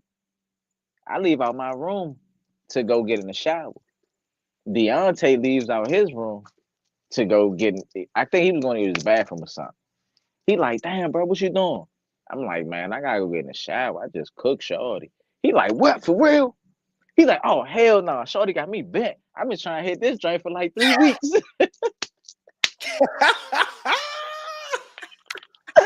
Hey, Yeah. he said, oh, nah. I've been Hell trying to hit no. Shorty for like 3 weeks. He like, Right. oh, hit. You know what I'm saying? Oh, yeah. Deontay, I apologize, man, if I did Yeah. say anything incriminating to you, my boy. Nah. That was You know what I'm some saying? It's some old statute of throwback shit. limitations, Gary. Statute of limitations, nigga. Yeah. Yo, I ain't gonna lie, that's funny as hell though. Like, I love real niggas being real niggas though. This is good energy, like, you know what I'm saying? Giving the people a little bit to know what's going on out there. So that was fire. I appreciate that, man. I appreciate that story for sure. He walked to the he walked into the bathroom with me. He like, damn, man, you made me forget I had to piss real quick. Right, like, nigga, what? Hold up, you hit the guy. Yeah, okay. Yeah. Oh, y'all having fun in the Olympics. I need to go. We had some fun, man. We had some fun, man. Okay, that's what's up, man. You're well connected. I appreciate you, my good brother. Hey, Nook, you're a wild boy. Yeah, Nook out here. All right, yo, Nook, your shit freezing, bro. Let me get one last question for Gary before I get him up out of here, y'all. One last question. Let me get EH to the stage. What's popping? Mr. Gary Russell Jr., what's up, bro? What's up, baby? How you feeling? Man, I'm good, man. How you? Man, it don't matter. As long as we breathing, you know what I'm saying? No matter how good or bad your day is, you gotta deal with that shit anyway. That's a fact. Man, salute to you, young bro, man. Holding your family together, man, because your pops had a lot of respect, man. You know what I mean? So salute to you for that, for sure. Appreciate it. What's your big fight, man? I've been watching you for at least 10 years, and I know Leo, Abner, and Tank, they avoided you. You know what I mean? Especially Leo and Abner, man. I remember when you was trying to get them fights, man. You know what I'm saying? What's your big fight now? Because I feel like you paid your dues. I want to see you get a big bag, man. What's your big fight? Who your big fight? Tank, if he come out of retirement. Yeah. Tank, if he come out of retirement. So that's it. You heard him. He want Mont too. He want Mont too. Hey, look. But I want Lamont Roach. But I'm talking about the bag, man. I mean, we already know Mr. Gary a gangster, man. Get that bag, man. You don't think Mont is the bag, EH? You don't think so? I mean, me I don't know. Because I don't know the business like that. So I don't know. He would have to tell me that. You know what I mean? Because I don't know the business. Me and Lamont in our hometown would be a bag fight. But it wouldn't be that Tank. It wouldn't be that fight. Right. But nah, that's it's nobody that Lamont would be able to fight right now. Other than Tank, and make the money that he will be able to make fighting me at home. Anybody in the 135, if that makes sense to you. Anybody that make absolute sense. Yeah, no, that make absolute sense, because he couldn't even fight Shakur and get that kind of money, because it ain't. Mr. Gary Russell, and we both from our area. We both from the same area. Everybody's gonna come and support both of us. Right. Win or lose. Win or lose. You know what I'm saying? It's gonna be a big thing for the area in general. Yeah. But that's big for boxing though, because you got boxing fans like myself. Like, if even you can't make it, we gonna tune in for that. Like, that's there you go. There you go. All right, yo, EH, I appreciate you. Hey, you had a spectacular performance, man. That's the only question I had. You had a spectacular performance, man. Salute to you, young bro. Appreciate it, Soldier. All right, thank you, bro. All right. Yo, Gary, I appreciate you pulling up and showing love, man. This is a fire episode, my nigga. Thank you, man. The people is definitely enjoying this. And like I said, hey, listen, Lamont might pull up. I sent them the message, so if he do pull up, I'm gonna tell Nook to, you know what I'm saying? Let's put it together. Listen, I ain't the type of guy that's trying to pull up and do all this. Pull up and sign this contract, my boy. All right. Yeah. I'm too physical for this shit right here. I want to get physical with people. So let's just sign the contract. Yeah. Okay. I like that, man. Yo, Gary, thank you, man. I appreciate your time and you know, you sharing your story with us, brother. Thank you, man. Man, I appreciate it, man. I appreciate everybody for tuning in. You know, once again, anybody that see Lamont Roach on any social media network or platform, tell that nigga fight Gary Russell Jr. Okay. And Deontay, my bad again, my boy. You know what I'm saying? If I put you in anything, you know what I'm saying? That don't even count. That don't even count. That was so long ago. All right. All right, Gary, yo, I'm gonna hit you up, my brother. Thank you, man. All right, man. Be easy, soldier. All right, later. Come on, y'all. That was fire. We got some stories. We got the exclusive insight. Him and Deontay running 2-mans in the Olympic Village. Now, come on, nigga. Where else can you get this type of info but Cigar Talk? Hit the goddamn like button. We got 600 people in here, and I only got 250 likes. Y'all bugging out. Hold on, I gotta bring up my next. Hold on, I see a couple other people in the chat. I gotta bring y'all down though, because my next special guest is up here. I gotta bring y'all down. Come back. I'm gonna let everybody else come back. I gotta exit you out the studio though, because I got my next special guest. My next special guest. Come on, thank you. Only on Cigar Talk do you get this type of info. Come on, Gary Russell and Deontay was running 2-mans in the Olympic Village. Where can you hear that but Cigar Talk? I sent the kite out. Listen, I'm letting y'all know to all the fans in the building, to all the supporters in the building. I sent the kite out right now to Lamont Roach, and if he responds, we gonna get it going up. But now, hold up. All right, hold up. I appreciate y'all, but we got to switch gears because I'm bringing up another guest. Y'all know how this go. This is Cigar Talk. You never know who's going to come up here. You never know who's going to come up here. I got another special guest. And this guest right here, y'all know how I do. We bring up fighters, but it's not just about the fighters. This is about boxing and the people that move the culture. This brother right here is moving the culture. He's the GM of OTX, Overtime Boxing. If y'all are familiar, Overtime is making a lot of moves. They just had the fight on DAZN the other day. I think it was about 2 weeks ago. Elijah Pierce, O'Shea Jones, and a lot of other dope fights. Thank you. Y'all see it. Elijah Pierce. There's a lot of y'all know OTX in here. Come on, y'all. Y'all know it. Y'all know OTX. And this brother right here is the GM of OTX. He's the one running shit. I gotta talk to the bosses, man.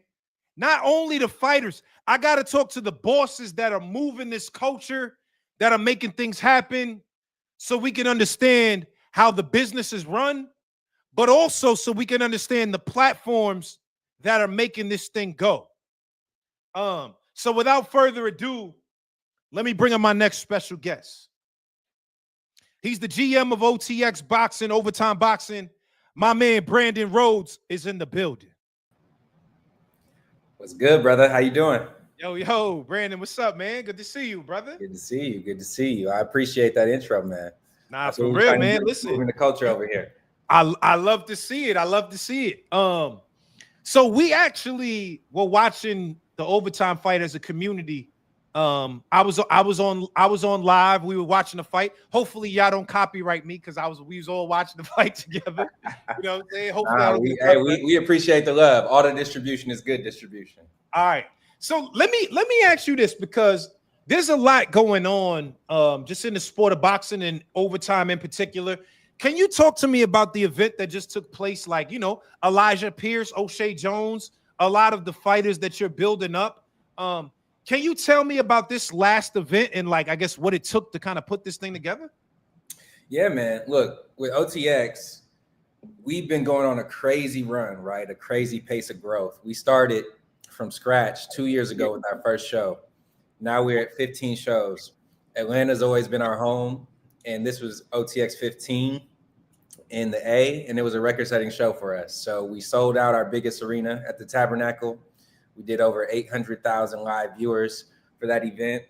Wow. We had what you will probably get to, but we had Bevel come in as a sponsor for the first time they've done boxing and had a ringside barber experience. Love that. Subway come in for the KO bonus. So I love when a brand can come in and enhance the innovation we're already doing, right? The money round, the KO bonus, really trying to do things different. But from a fight perspective, I mean, bro, that was a crazy show. I hope you saw it from start to finish, right? Like, one of the things that we did for this show is, we implemented this new idea called pink slips, right? So did you catch that? Did you see that? I did see it. Can you explain it for the people who let me explain it. Let me take you on a journey, right? So when OTX first started, we knew that we're not going to have the same, budget, the same number of fighters, the same distribution as a Top Rank, as a Matchroom, right? So we had to lean on innovation. That's all we care about, right? Is moving the needle, doing something new. And what we realized is that, a lot of people started taking notice. So first it was on social, right? Like our voice was different, our content was different, our storytelling. And then we started to see that slowly became the language of boxing on the internet, right? Like people like yourself, people like us, like we're doing something new, and you kind of see the influence, right? Second, we started implementing all these new rules, smaller ring size, KO bonuses, but a money round bonus. So in the first round and the last round, it's an escalated bonus. And why is that? Because when they come out, you want to get immediate action, especially for a young prospect. If they get a money round KO bonus in the first round, that's a nice check. So right. Coming out about that action. And then the last round, if you're up and you're winning and you're dominating, you might just coast. But now you can take home some extra bread. So you're going to have action from start to finish. Hold on. So let me ask you, is it like if you win the first round, you get a bonus for that? If you win the last round, you get a bonus for that? If you get a KO anytime in OTX, you get a bonus. Full stop. It's money on the table. But if you get it in the first or the last round, that bonus basically doubles. Oh, shit. So now you're incentivized to come out hot and you end strong. Because a lot of times what happens is, you get an A-side, B-side fight, and by the, seventh round out of 10, you already know what happened. Right. It's boring. But now, if you're that fighter and you say, hey, I might be able to double up my purse. Hold on, you cut out, brother. The volume cut out just now. I don't think you on mute. Can y'all hear him, chat? Or was it just me? Can y'all hear him, chat? Chat, let me know. First of all, hit the like button. We got 500 people in here with 250 likes. Y'all bugging out. Hit the goddamn like button, bro. Hold up. Let me see. Chat, can y'all hear him? Nah, they saying, yo, they can't hear you. Yeah, maybe come out and come back in. Wait, here we go. Here we go. Yeah.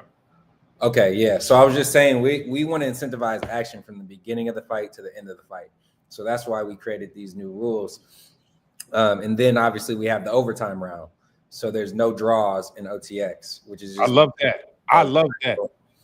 Bro, like it's every time it's happened, it's been special. Like the arena's gone crazy, the clips go viral. But I think the most special thing for me was I was able to sit down and have a post-fight celebration with Ronnie Shields and his team when Cats won our tournament. And he told me, as an OG in the game, giving me legendary stories of Sweet Pea and all these things, that he loves the overtime round because it allows him to train his fighters differently. Able to push them to do an extra round, push them to do an extra rep, do an extra sprint. And I was like, damn, like our ideas are really impacting not only the culture of boxing, but the training and like changing the way that a legend can do his business. So that was special. So long story short, going back to pink slips, we started seeing all these things in boxing, like oh, we're going to shrink the ring as the rounds go on. We're going to add in these bonuses and things. And I was like, okay, so we've been doing this for 2 years, but we got to keep going. We got to keep doing it. So pink slips is a concept where we have 2 unsigned fighters. These for this first one, they were both undefeated, both 8-0. And they fight each other, and the winner of it gets an automatic comeback fight on OTX, and the loser can never fight on OTX again. So the idea of pink slips came from like the Fast and Furious, right? If you watch that movie and they drag race, each owner of the car has a pink slip. Yeah. They say, I'm racing you for pink slips. Right. So now I'm fighting for pink slips. So whoever wins that fight comes back, and it's a 50-50 fight. It's a banger, and it's just the stakes are so high because we're giving these guys an opportunity, or girls an opportunity, to basically get down with OTX. And that's, invaluable if you just look at what we've done for all these fighters and growing their following and making them go viral and all this. I love that. So tell me, how do you guys, I guess, come up with all these ideas? I feel like there's so many new things that are happening with the sport when it comes to OTX. And like, obviously the one you said, the most famous one, the one everybody knows, is just there's the overtime round. If there's a draw and the judges feel like, it's too close, we need one more round to feel like who's the victor. How do you guys decide as a team where it's like, all right, these are the things we want? Like, how did y'all come up with the overtime round thing? How did that happen? Yeah, man. I mean, look, I got a great team, and we're all young and hungry and thinking about these things. Like, it's our push.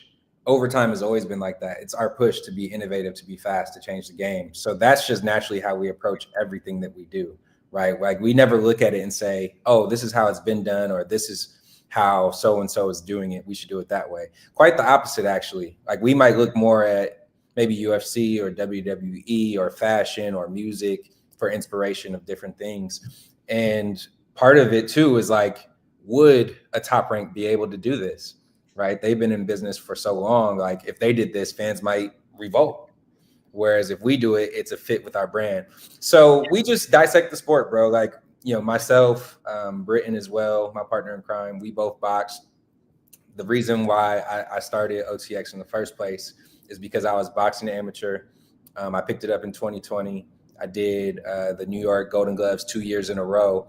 But through that whole process of like spending thousands of hours in the gym, sparring with the young pros, hearing the stories, it was just like, man, there's the path like from amateur to pro is just completely non-existent anymore. Like, the Olympics has lost a little bit of relevance, at least in the US. And it used to be that way. If you were a gold medalist, like, you were a star, right? Yeah. Boy, Sugar Ray, Muhammad Ali, going all the way back, you were just automatically a star. And that's not the case anymore. So I felt that, we could be that pathway to helping these young fighters tell their story and become known and become a star. But we just sit in the whiteboard in the room and just ideate and cook and just think of ideas, like all the different elements of boxing. Like, we want to try open scoring, right? Like, we want to do different things to keep the judges accountable. Like, we have a lot of ideas, and some of these ideas aren't even new. It's just about having the courage to execute it. Right? But the overtime round I think it's pretty simple. Like, it's just, I'm fans of all sports: basketball, football, soccer, etc. Yeah. In basketball, there's no draw. In football, there's no draw. And in boxing, when you have this mega fight, like, think about Canelo Triple G won, which I believe Triple G won, by the way. But if you think that fight, everyone's deflated in the audience after that whole build up, months and months of press tours, training, going to battle, a beautiful fight, and then everybody leaves pissed off. Yeah. Just imagine if you had an overtime round, what would happen? The arena would shake, like, it would go crazy. Right. So that's where the idea came from. It's just simple, like, being a fan of other sports. Like, every time a draw happens in boxing, nobody's ever happy. Right. I've seen it. Not we watched all of that for this. Yeah. I mean, look at Lamont and Tank, right? Like, you were there. I wasn't at that fight, but people are. I wasn't at that fight either. Actually, I got banned because Tank and I had a little discrepancy. But right.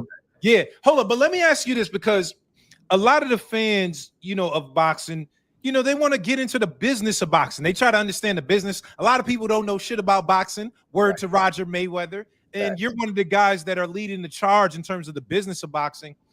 A lot of the things that we hear is like boxing's such a shady business, and it's like it's really difficult, and it's a lot of shady characters. Can you speak to that? Just the business of boxing? Do you find that, you know, it is really like the jungle and the shadiness? Like, do you guys experience that as well? I think the closest example to boxing is music. So if anybody knows the music business is very similar, right? In basketball, that's where I, spend a lot of my time. I worked at Gatorade. I'm in the marketing department for 5 years. I've been at Overtime for 7 years. So like 5 years before we started boxing, I was here. So I've been in basketball, football, all the other sports, and there's way more structure, right? So there's standard contracts, there's collective bargaining, there's, go to college, go to the pros, tried and true pathways of becoming known and becoming a star. Agents have to be certified. Right. So there's all of these barriers to entry into those sports. Now you're still going to have those things, right? Oh, a kid who's special, like coming up, their uncle or their cousin or whoever might attach, and you have that thing to deal with. But generally at the pro level, it's a very organized and easy to understand system with, if you get drafted in this position, this is your rookie contract. If you do well and you get to the All NBA, this is your contract extension max. Like all that stuff is just known. Set in stone already. Right. Whereas in boxing, there's none of that, right? There's the state commissions, state by state, which have rules. There's obviously the sanctioning bodies, but there's a lot less barrier to entry to get into the business. So if you're a guy with some money, no matter how you got that money, you might be able to sign fighters and create a stable or be a manager. So they might not even know the business themselves. So when you're dealing with people who don't understand certain things about the business, then it becomes really difficult. Right. So that's a lot of the, that's why people say that a lot. I mean, obviously there's just, shady people in any industry. But I think it's a lot of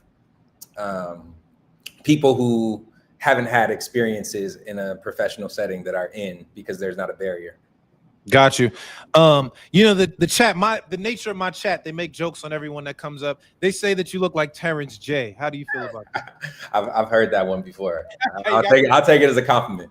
I've heard a lot of different things. I've heard when I used to hoop, people say Russell Westbrook.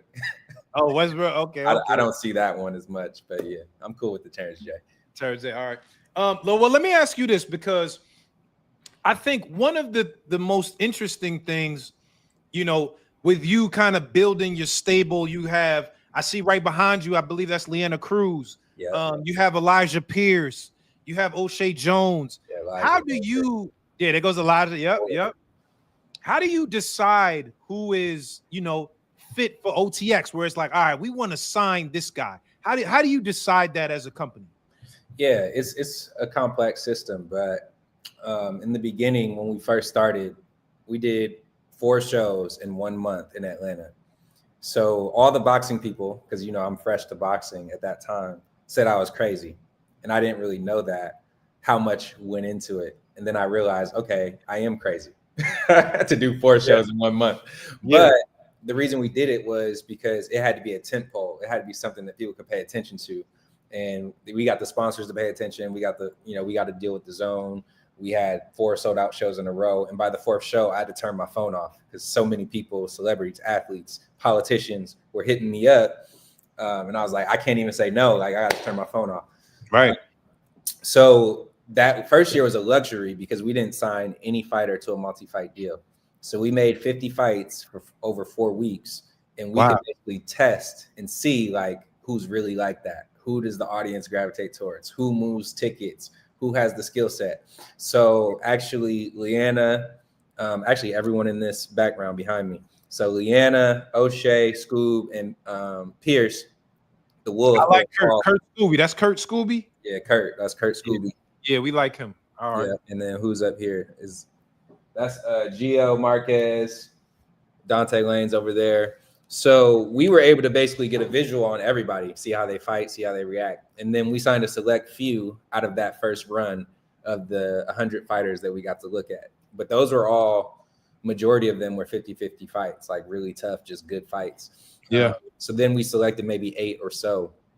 But then going from there, I think of it as a multi-pronged approach, right? So first and foremost is like, can you fight? I mean, that sounds obvious, but sometimes it's not that obvious, right? So I have not only myself in Britain, but my team. I have a great matchmaker, a future Hall of Fame matchmaker, I believe. We know coaches and we go to gyms all across the country to basically understand, like, are there diamonds in the rough? Who can fight? And then, we do this thing called the Proving Ground, where we set up sparring events in different cities where we're able to see, talent that you might not know of. Like Makai Phillips, who just fought in Golden Boy, he fought at the Proving Ground. And I saw him and I was like, this kid is nice. Like, we haven't signed him, but he's on the radar of somebody that's interesting, right? And then he just did his thing on Golden Boy. So that's one of the ways we do it. And then there's just your resume, right? How many national championships have you won? How many, what are your accolades, right? Have you won an international tournament? Have you won a world tournament? This is more so for someone coming out the amateur. Yeah.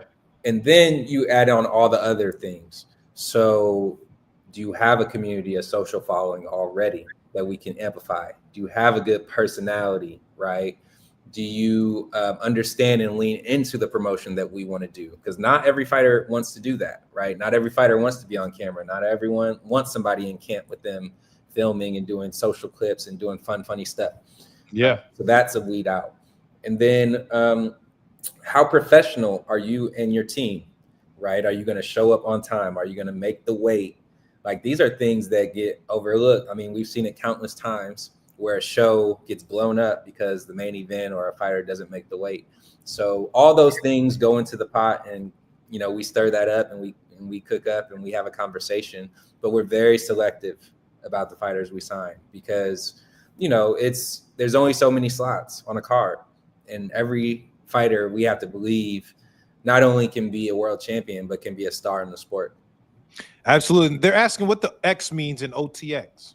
It's just basically a shorthand for overtime boxing. There's an X in boxing. It sounds cool. We have a hand sign, the X, and then we're workshopping a little handshake. So, everything that we do is infused with something cultural, something that people can latch onto. So anytime you see a picture of me on Instagram, you're probably going to see me with a fighter throwing up the X.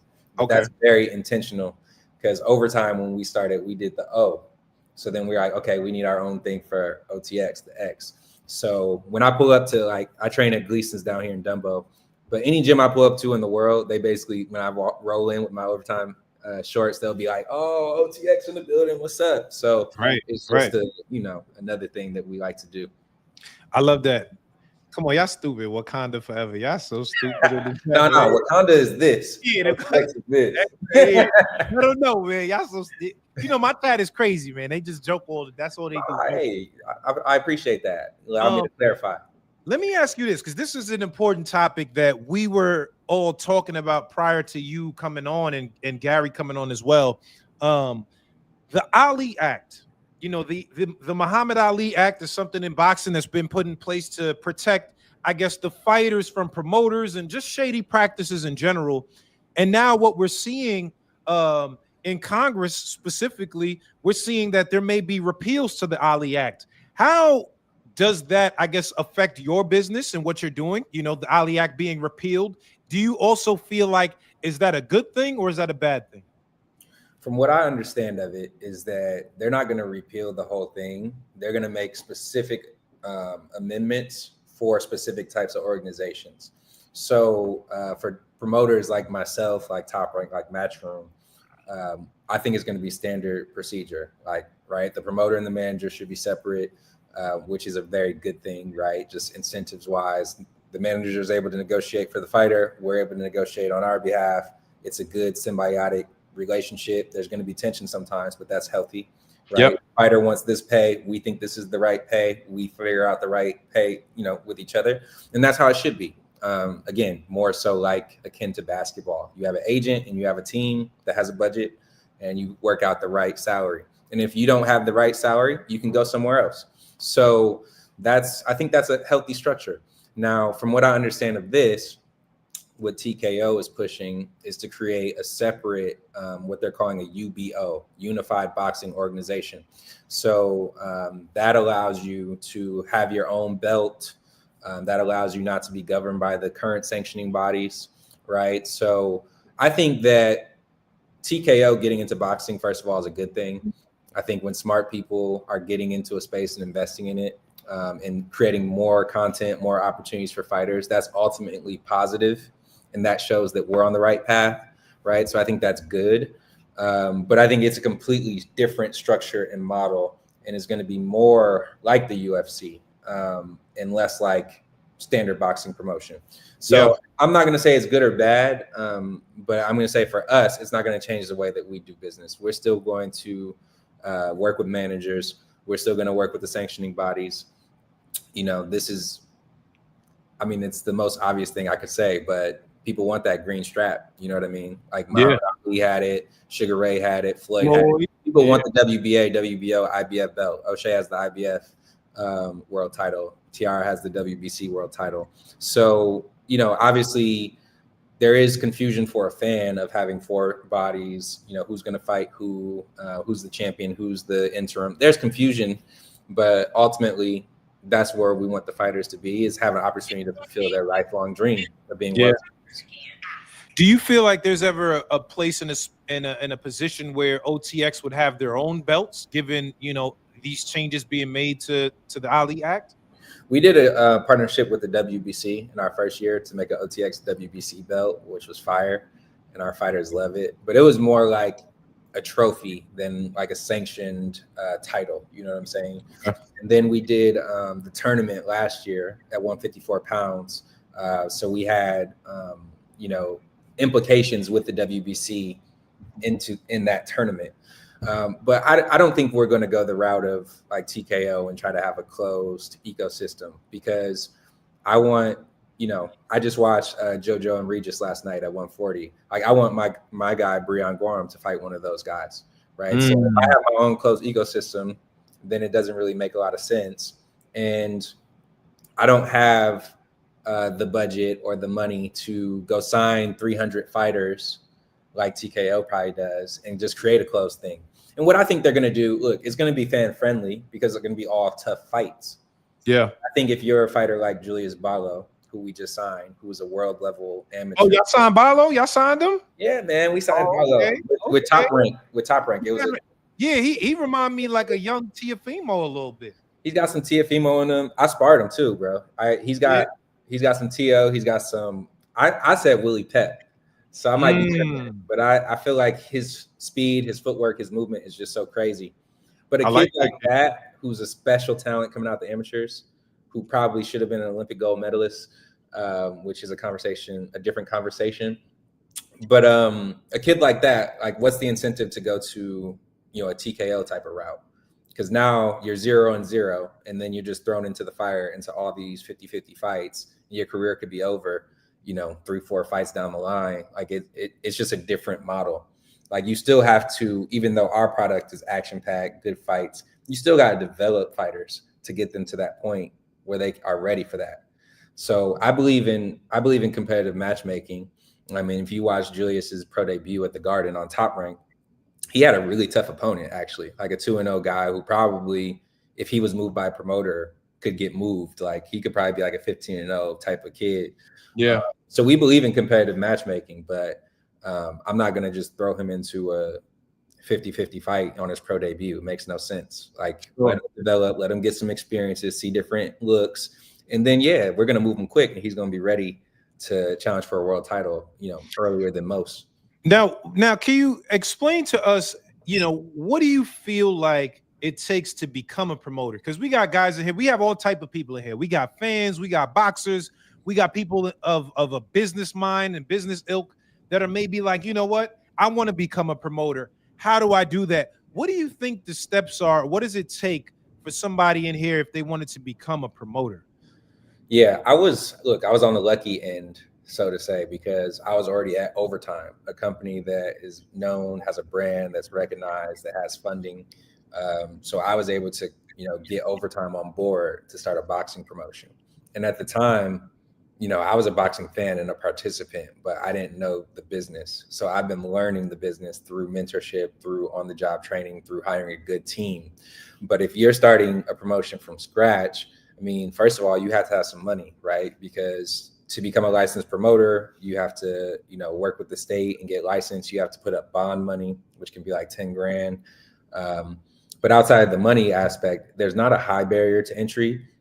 But to do club shows locally, it's not cheap, right? And then it's hard to make a margin if you don't have really good sponsors. So it's not easy.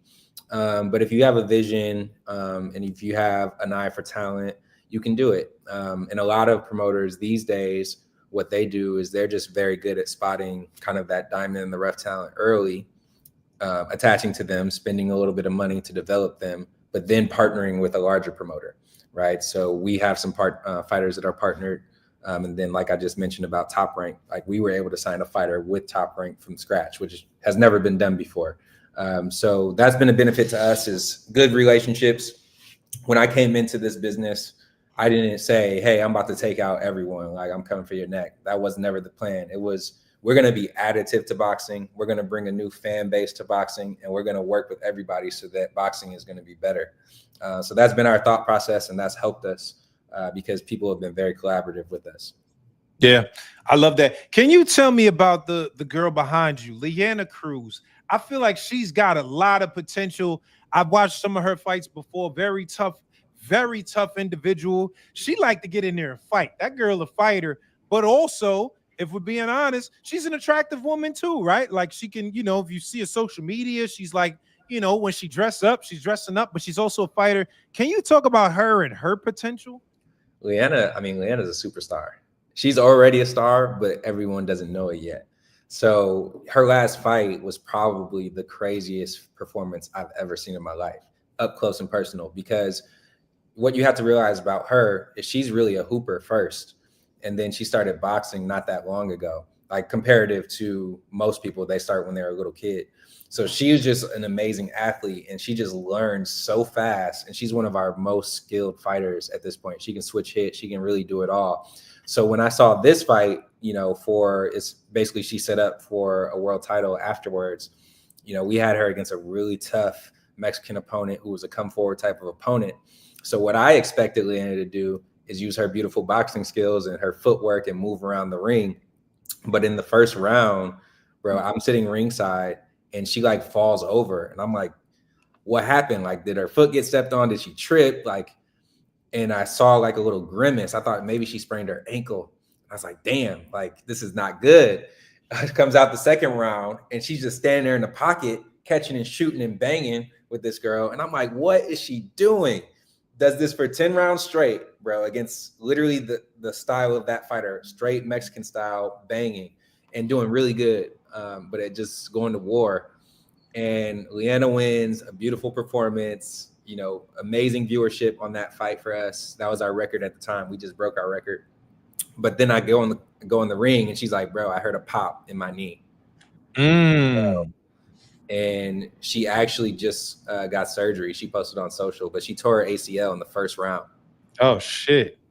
So she fought the whole fight with 10 rounds with an ACL tear. Wow. 10 rounds and won and looked good doing it. And, you know, she's Puerto Rican. She's from, you know, the Philly area. She, you know, she has the look. She has the swag. We just had her announce on our broadcast for our last fight. So she's really just the total package. I couldn't be more excited.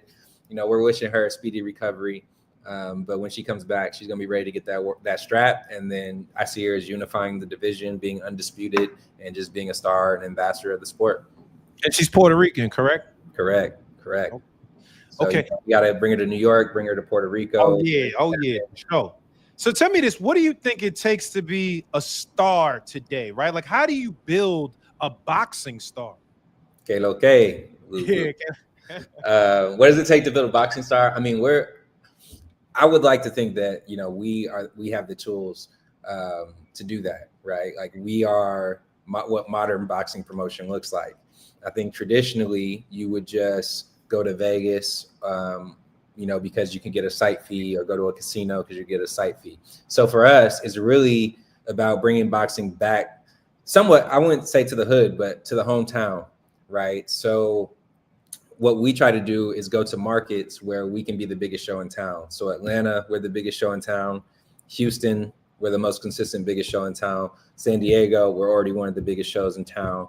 But we work with the fighters in those areas so they could organically build their fan base up, right? So they can go from a 1,500 arena to a 5,000 to eventually a 10,000. So that's important. Like fighters need anchor markets, and it can be multiple, but they need anchor markets where they could really move the needle.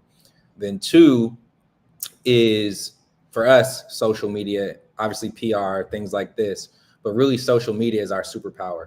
So we have the fastest growing accounts on all of social. We did 6 billion video views last year on social media. It's insanity. Like we're the largest on TikTok. So we're able to amplify our fighter story because you might not know somebody, but if you connect to them or connect to their story, you're going to attach and want to watch the fight.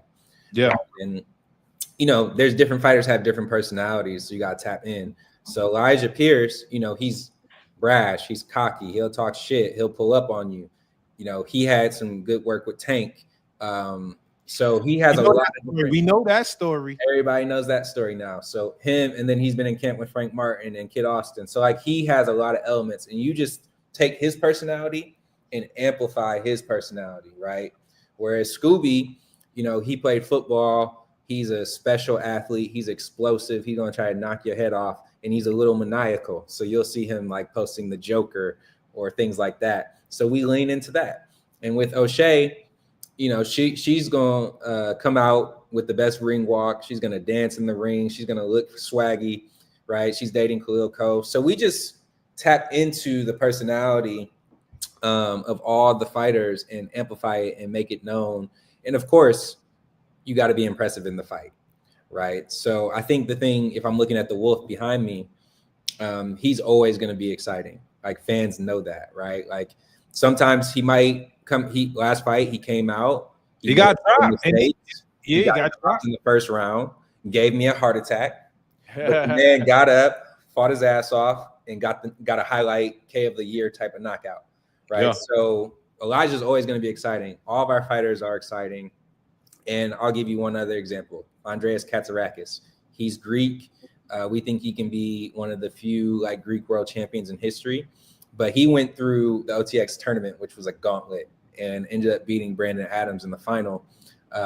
So he's not necessarily a loud, in-your-face, shit-talking type of person, but he's just a damn exciting fighter. Like he's going to be in your face, all action, winning big fights, and we're getting some real interesting calls for him right now at the 154 division, which is stacked. So I'll let you speculate on who those people might be. Okay. Yeah, that is 154 is one of the best divisions in boxing. Exactly. Let me get this question. Brandon Ferguson says, yo, Naj, I might have missed this, but can you ask Brandon about the possibilities of OTX working with Turkey? Obviously, Turkey Al-Sheikh is shaking up the boxing world. He's working with all different promoters. Have there been any talks with you guys and the Turkey Al-Sheikh camp? Well, we partnered when they came to LA with the Crawford show. We were a part of the team doing some of the marketing and promotion and social media work, and that worked really well. But I think, you know, ultimately, Turkey's been great for boxing. I'm a big fan of what he's doing. I love seeing the consistent high-level matchups, and we just need that right fight to work. And of course, why wouldn't we want to work with them, right? So I think Katz is a perfect example of somebody who's right there. Elijah's right there, you know, to fight someone like a Nick Ball who's been on Turkey's cards. So, you know, I think ultimately what I like about Turkey is he's a real boxing fan, right? His favorite fighters, Roberto Duran and Larry Holmes, like your favorite fighters. So you know he loves boxing. So if you have a fighter that makes sense for him or makes sense for a matchup that he wants to make, he's going to work with you. So we just have to, you know, nail that, and then we'll be in the mix. Okay. Let me ask you this, man. I just got a couple more questions before we get up out of here. But OTX, I feel like, again, you guys are making your own mark. It seems like you're in a league of your own. You guys are doing things that no one else is doing. Where do you see it going? Like, where's the ceiling? Where's the goalpost? Where's the place that you all are like, this is where we're going as a promotion and where we're going to end up? Yeah, look, we want to just continue to maintain our spot, which in my mind is the most innovative promotion in boxing. So if we keep doing that and we keep developing fighters and finding young talent, there's no ceiling to where we can go. But I'm the type of person that looks more at the inputs versus the outcome. So if my team and myself, we keep working hard every day, we keep coming up with new ideas, we have the courage, like I said, to try things. You know, some people might have thought pink slips was corny, and I've seen backlash online. Some people might be like, why is the promoter getting a fade ringside? I'm like, because it's dope to us. So as long as we keep doing things that are brave and keep pushing the boundaries, I don't think there's really a limit to where we can go. But I'm not going to sit here and say, look, we're going to be the only promoter in boxing and we're going to take over the whole thing. That's not really what I'm looking at. I'm just looking to be successful with OTX, continue to make an imprint and build a brand. I think brand is really the right word. Like build a brand that this young audience can gravitate to, latch onto, and come back into boxing as real boxing fans. Yeah, for sure. Now let me ask you this. I'm not trying to get all in your pockets or whatever, but you know, the fans also want to know, like, how much bread are we making? Are we making the bag? Is this, if I become a promoter, I can make the bag? Would you guys say that this is a profitable business for you all thus far? It's a really lucrative business in boxing promotion. But just like any other business, you could soar to the top and make a lot of money, or you could lose money. So we're doing really well. We're fortunate to be on a good path. But, you know, don't get into a club boxing promotion thinking you're going to make $1 million in your first year. You know what I'm saying? So, you know, if you find the right fighter, though, again, you know, there's plenty of examples in history where a small promoter who was local just found that one fighter. That fighter the way the business can work is if you get that fighter an opportunity, let's say you get them $1 million opportunity, the standard fee for a promoter is 20%. So if you can get, you know, those fighters in position, you can definitely make a good amount of money. Now the chat is saying you look like you're getting to the bag. That's what they're saying in the chat. I appreciate that, Joe. Thank you. All right. Last but not least, when you're looking at the future stars, and it might not necessarily be an OTX person, but just somebody that you are looking at as you know, boxers that you feel like, man, these guys are doing it right, and I like what this person's doing. Who comes to mind? Look, there's all the people in OTX, of course. So I'll go outside of OTX with a few examples just to be non-biased. So a couple fighters that I like that are kind of on the younger end. I just saw Emiliano Vargas fight. I think all the ingredients, man. First of all, he's Mexican. He's good looking. Pause. He got the power. He's doing. I think Emiliano Vargas got this sauce, man. Yeah, he has this star ingredient. He has the legacy, right? He's kind of like if you were creating a player, that's a player you would create. You know what I mean? So he's got a lot. The one obvious answer is Abdullah Mason. He's just, again, some people are just exciting in the ring. Like Emiliano and him are very different in terms of personality. Yeah, Abdullah is just exciting as hell. And in the last fight, not the one in Norfolk, but the one before, where he got dropped. He dropped the guy, and he got dropped again. That was crazy. Crazy. You know what I mean? So I think Abdullah, you know, I want to see him open up more, tell a little bit more of his story. But I love him from an in-ring and just like his family. They're great people. And then one more would be Kermel Moten. I mean, he's just got all the skill set. He's exciting. He came up through the Mayweather camp. So that, you know, people have been watching him since he was probably 10 years old. And he's hopefully can live up to that hype that he's had the whole time. But, you know, he's a very exciting fighter. Yeah. Okay. All right. Yo, listen, man, Brandon, I appreciate you pulling up. Good brother. This was a super dope episode and very informative for our fans and our listeners here.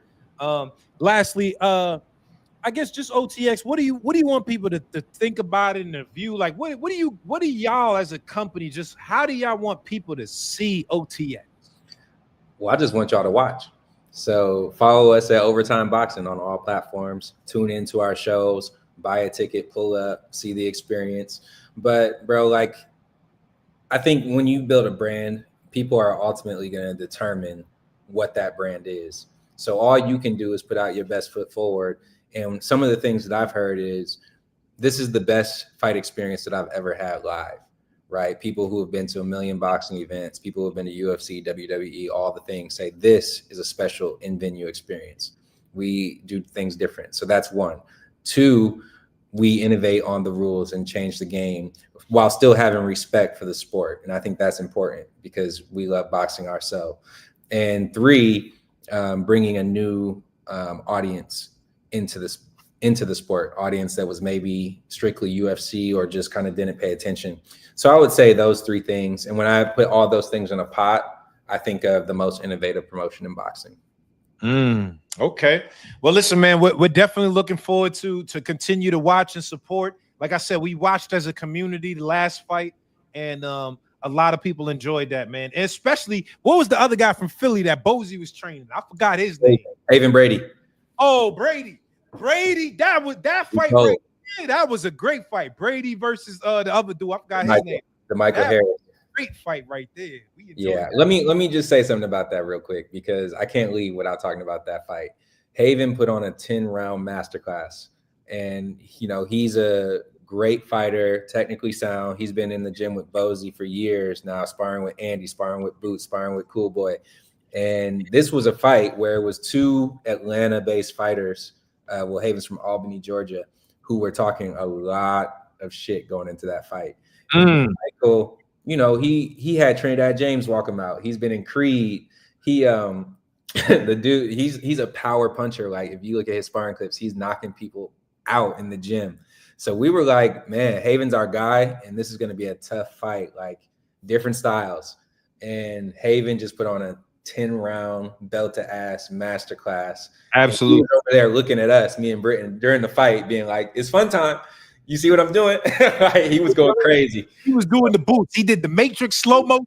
He was the turnaround. He did the spin around. He was doing the I was like, nah, he's bugging out right now. He's wilding right now. He went crazy. Okay. So Haven's a special fighter, man. He went crazy. Absolutely. Well, listen, Brandon, I appreciate you pulling up, good brother. Thank you for sharing your story with us. And we look forward to having you and your fighters in the future. Actually, we gotta get Leanna Cruz on the show as well. Let's do it. Anytime you want. Okay. Well, I appreciate you pulling up, good brother. Thank you, man. All right, y'all. Appreciate it. Thanks for having me. All right. Later. Come on, y'all. Come on, man. We had some dope episode. Mr. Gary Russell. My man, Brandon Rhodes, the head of OTX.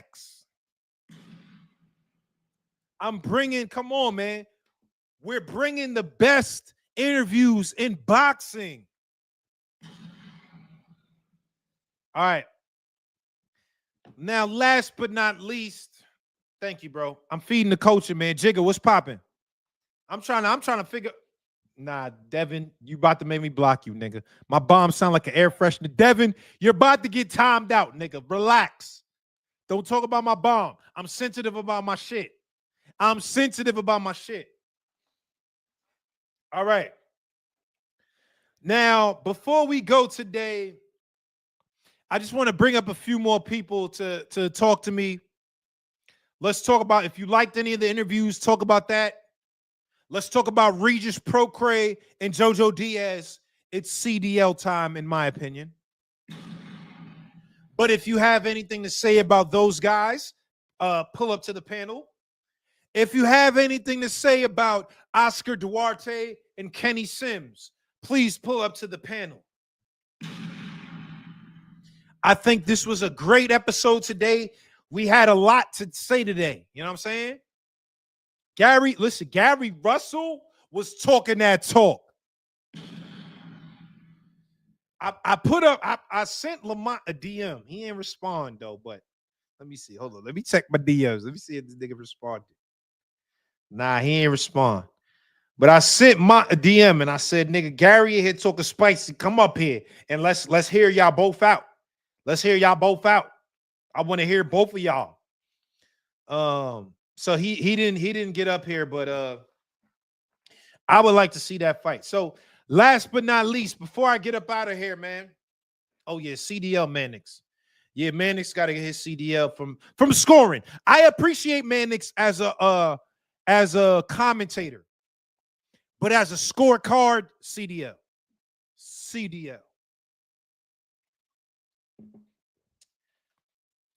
Hey, yo, chat. Naj put all his t-shirts with his hat on. Yo, Lulu, don't make me fry your ass, my boy. Don't make me fry your ass, my boy. That's kind of funny, though. I ain't gonna lie. Who's the MVP of the chat so far, though? Who's the MVP of the chat, y'all? Bomb sound like my morning breath. Damn, David, chill, bruh. Chill, bruh. CDL time. I'm trying to figure out who's the who said Timu Terrence J is crazy. Y'all wilding. All right. Let me put the Pawn. Pawn, you been up here cooking too, Pawn. Salute. Nigga said not Pawn. All right, let me get my last couple people before I get up out of here. I hear my girl up here. Babe, what you doing? What you doing, babe? Okay. Let me bring up my last couple. John, what's popping? My boy John in the building. My boy Angel in the building. All right, let me bring my last couple up here, man. Let's talk. Let's talk. They saying Alexa. Babe, they saying Alexa again. Naj got a corduroy hat on in the summertime. Yeah, nigga, shit smooth though, nigga. Just us, baby. Just us, baby. Naj hair is Velcro. It comes off with the hat. I ain't gonna lie, that's crazy. Shit come off with the hat is nasty work. Naj AI girlfriend, she don't talk back. Babe, they saying you don't talk back. You want to come say something for the chat? You don't want to? She doesn't want to talk to y'all. I don't know. I try to get her to talk to y'all. She don't want to talk to y'all. You know what I'm saying? All right. Let me drop this last link. Come on, man. They calling me Manti T.O. You know who that is? That football nigga that was pretending he had a girlfriend? Can you come say something for the chat so they know you real? No, come closer. They didn't hear you. They didn't hear you. Babe, come closer. They said I gotta fucking. They want your old lady to get on the camera. Babe, you want to get on camera? She said no. They said nah, she's cheating. Babe, you cheating on me? They say you cheating. She said no. Okay. All right. They said show your pinky at least. That's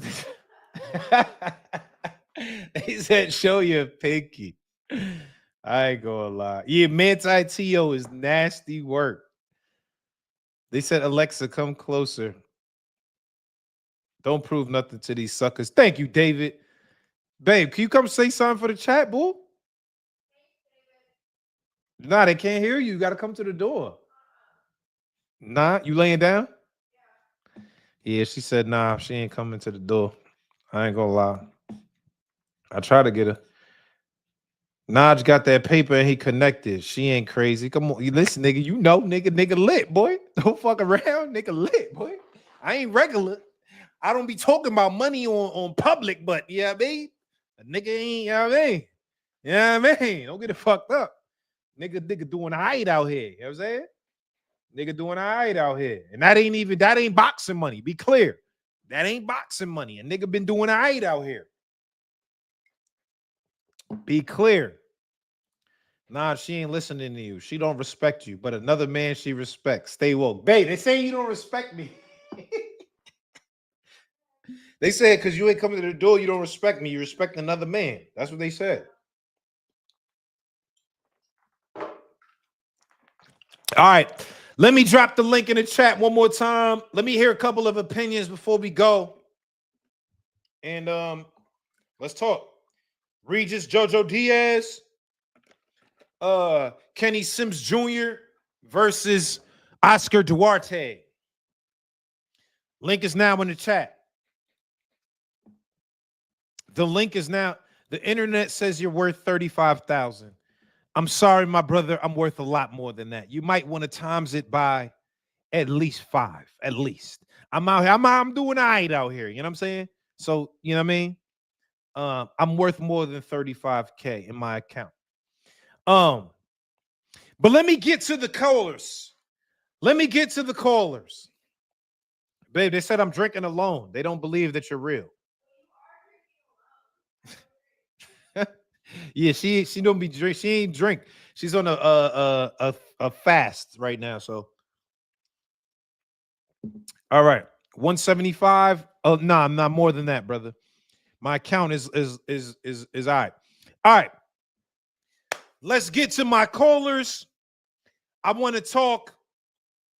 Let's talk Regis and Jojo Diaz. Let's talk Kenny Sims versus Oscar Duarte. Let me get Brandon to the stage. Brandon, what's popping? Hey, can you hear me? Yo, loud and clear, brother. What's going on? How about now? Can you hear me now? Loud and clear. What's going on, brother? How are you? What's up, champ? Good to see you, man. Yo, first of all, salute to the 444 in the background. That's one of my favorite albums. I love that album. Yeah, man. Jay-Z's my guy, man. I'm sure you probably met him. Yeah, a few times. Yeah. I've been around Hove a couple times, man. And yeah, Hove is my guy too, bro. I got you, man. Yo, tell you got to stop pocket watching, man. It's nasty. Yeah, they want to know how much a nigga making and all of that. It's crazy out here, man. But tell me, how did you feel? Did you see the fights this weekend? Let's start with the main event. Oscar Duarte versus Kenny Sims. Did you see the fight? I watched both fights last night. I thought Sims did a good enough job, like jabbing, keeping him at bay. He was trying to do that Shakur on the ropes work, and it didn't turn out well for him. Oscar's a bigger puncher than Zepeda, man. So you could see by his eye, I think it was his left eye that was like almost shut. So yeah, I mean the scorecards was what the scorecards were. It was a great fight though. I thought that Oscar probably pulled it out though. Yeah, I agree. Did you think it was close though? Did you feel like it was a close fight, or you thought Oscar definitively won? No, I thought it was close. But it's once again, it's about like, what do you like? Do you like boxers? Do you like someone that's always coming forward? Do you like someone that's jabbing and moving a little bit? So it just depends on who the judge is, you know. Now they're saying we look related in the chat. Do you think so? Hey man, listen, I'm in North Jersey, man. Maybe I'll bump into you one of these days, man. Okay. I'm in Jersey too, man. We might bump into each other. I was at Trader Joe's earlier. You know what I'm saying? Might see you at Trader Joe's. Yeah, man. Funny enough, I live in Edgewater. I saw Eric Adams in Edgewater one time at the Trader Joe's. Okay, shit, we damn near neighbors then. Yeah. Let me ask you this: where do you feel like where does Kenny Sims go from here? Do you feel like his stock dropped, or do you feel like he's still in the same position? No, I think he's still good. I just think that like Oscar is a better fighter than we think he is, you know. And I think there's just some fighters that people don't fight because they know more than what we know, you know. Yep. And I think I can't remember where I saw it online, but somebody was saying how like that fight has aged well, whereas others resumes have not aged as well. As you look up, like I think it was a Jojo Diaz. I think it was a Devin Haney, right? Devin Haney. If you look at his resume, like that fight last night was a good fight, but the pro grade fight. But you could tell that they're both at the end of their career. Was it long in the tooth? Yeah, long in the tooth. Hold on, let's get to that fight because I also said Ryan's win against Duarte aged well because Duarte looked like a motherfucker. I ain't gonna lie. He looks like he's giving anybody at 140 some trouble. But how did you feel about the Regis Procre Jojo Diaz fight? After that headbutt and he had all that blood all over the place. Not as bad as Tim Zuz when he fought Fundora, but I thought he was gonna be able to get him out of there. And for the fact that he didn't get him out of there, I thought that 98-92, that was I don't know what's going on with that because the fight was definitely closer than that. Yeah. I thought it was a draw, maybe. I mean, yeah, it had to be a draw just because of like how bad Diaz was. Diaz was buckling him. I mean, yeah, Regis was tapping him, but it wasn't really like effective because Jojo just kept moving forward, and he's not really going to be a puncher either. That was strange that. Regis Well, you said who doesn't want to be a puncher? Diaz? Yeah, he's not really a puncher, right? Like he's not someone that like that has power. Big hitter. Yeah, I think he got power, but he's not like a one punch KO guy, though. I agree. Yeah, I mean he had him wobbling in the first round. Like, you know, like this ain't you know, be Norm the Storm out here, you know, like so it was a little strange. As long as it did. It was a good fight though. Well, let me ask you that. You've mentioned Brian Norman Jr. Obviously, he's in a tough fight against Devin the Dream Haney in November. How do you see that fight? I think I think Brian got something that he's gonna show the world. I think it's something that we want to definitely look out for. I think that might be a better fight than Canelo Crawford, honestly. I think that might be a better fight because, like, you know, Devin's always been a bigger guy in his weight class, and I think that he's finally going to fight someone that's probably like the same size as him. So we really going to see what Devin about. Okay, I like that, man. Listen, Brandon, I appreciate you pulling up, good brother. Thank you, man. You got it, man. Salute, bro. Yeah. All right, let me get Hurricane. Let me get Hurricane to the chat. What's popping? Stop playing, man. Oh, it's my nigga Kendrell. Stop playing, man. Stop playing, man. Nah, this Kendrell in the chat. You already know what it is. You already know what it is, man. Hey, Najee, you one of the best at it, bro. But listen, I ain't finna sit up here and talk about you. I'm gonna talk about this boxing, Najee. And what I want to tell you is this, Najee. Them fights this weekend, excuse my language to the chat, that shit was ass. That shit was weak. That shit will never get put on. Hold on, why Man, you saying that, Kendrell? You ain't like Kenny Sims versus Oscar Come on, Duarte? man. Come on, man. Come on, man. Come on, Kendrell. Kenny Sims versus Oscar Duarte. You wasn't That feeling shit. That shit was ass. that? Why you saying that though? Why?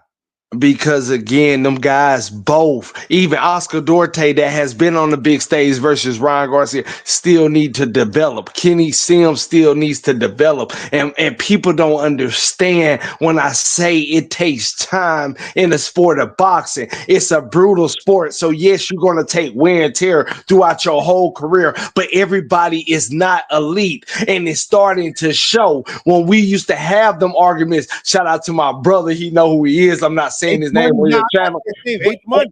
Yeah, absolutely. But at the same time, is what me and you both was trying to describe to the people that wasn't hip to this boxing knowledge. Everybody ain't elite. Everybody ain't good. Everybody ain't great.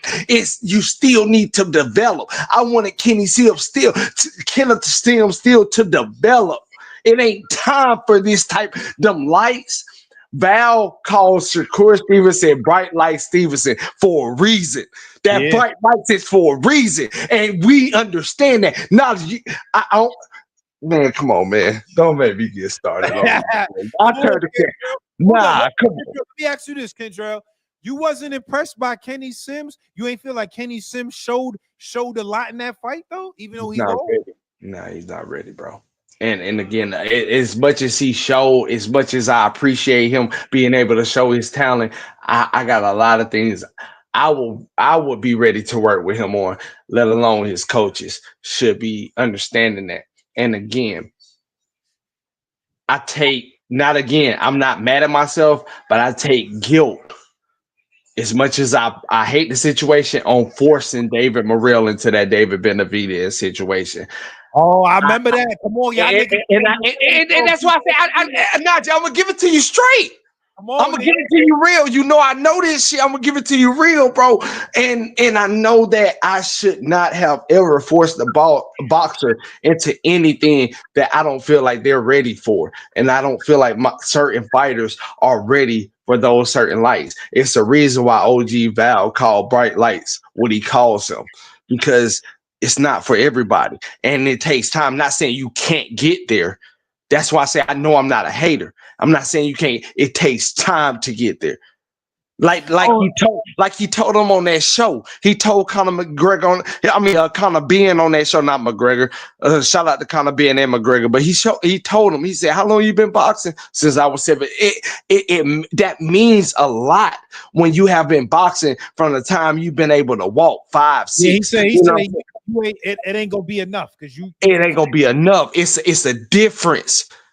It's a difference. You got to get to that level. And you know that about music. Not trying to tell your business, but you understand that about music, my brother, that I respect a lot. You understand that. You know what I'm talking about, because you're not just finna sign an artist on what he has did right now, but what he can create in the future. Hold on, let me ask you this, Kendrell. How do you, if you had to grade Kenny Sims' performance, Are we saying is it an A level? Is it a B level? Is it a C level? I give How him do a 76% because again, it's a lot of things that he needs to work on before he feels like he Tank Davis under those lights. People can talk crap all they want to. Can you really show up when them lights are shining? And that's why they have a problem with Floyd Mayweather. That's why they got a problem with Rocky Marciano. That's why they got a problem with the greats that ain't never lost under them lights. Because again, you're not always prepared. And you understand that, Najee. I really didn't even want to talk about, but I just want to come up here and tell you, nigga, you one of them ones. You I feel? appreciate you, bro. Hold up, don't leave yet. Cause I got 2 more questions for you. Don't leave. What's 2 more good? questions. What's good? How did you feel about Regis Procre and JoJo Diaz, though? I feel like it's a fight that should have never happened, and I'll tell you why, Najee. The fight shouldn't have never happened because, again, you're displaying skill sets that doesn't matter. We have seen these skill sets be beat over and over and over and over again. So both of these guys should have been matched up with upcoming opponents that's trying to get a title shot. Don't put them against each other. But again, I'm not in that position. So that's just my opinion. You ask my opinion, I'll tell you. You put those guys, they are gatekeepers. You don't put them against each other. You put them against the guys that want to fight next for the title. But since they put them together, how I break the fight down is this. I knew for a fact JoJo Diaz would come with the pop. He's going to come with an inside fighting game plan. Regis Prograis is going to go off of dictating whatever you bring to the table because, again, he don't know how to adapt. So the fight played out exactly how I knew it would. Whoever lands the most, whoever displays the most, meaning displays, they are throwing more shots, they are putting more punches out there, then that's who will win the fight. And from my understanding, Regis did that. So, and what I seen, Regis did that. Yeah, JoJo Diaz had his moments, but it wasn't enough to overcome the fight, if that makes sense. Yeah, I got one more question, Kendrell. First of all, let me tell you, the chat is saying you look like J.R. Smith. How do you feel about that? I love it. You know what I'm saying? That's a millionaire. Didn't he play with LeBron? He know LeBron personally. Why they always got to talk about somebody? See, if I got on it, you know what I'm saying, then it'll be a problem. You know what I'm saying? It'll be a problem, Najee. I've been there, got on one of them, and you know what I'm saying? But they could, hey, listen, I'm a millionaire if that's the case. Shout out to JR. He doing stuff. Najee, you do your stuff, man. Salute to you, brother. You know what it is. All right, yo, last question, Kendrell. Last question. How did you? I know you a Shakur Stevenson fan. How You know, did you feel SS. about Shakur's performance against William Zepeda? Shakur went out there and did exactly what I asked him not to do.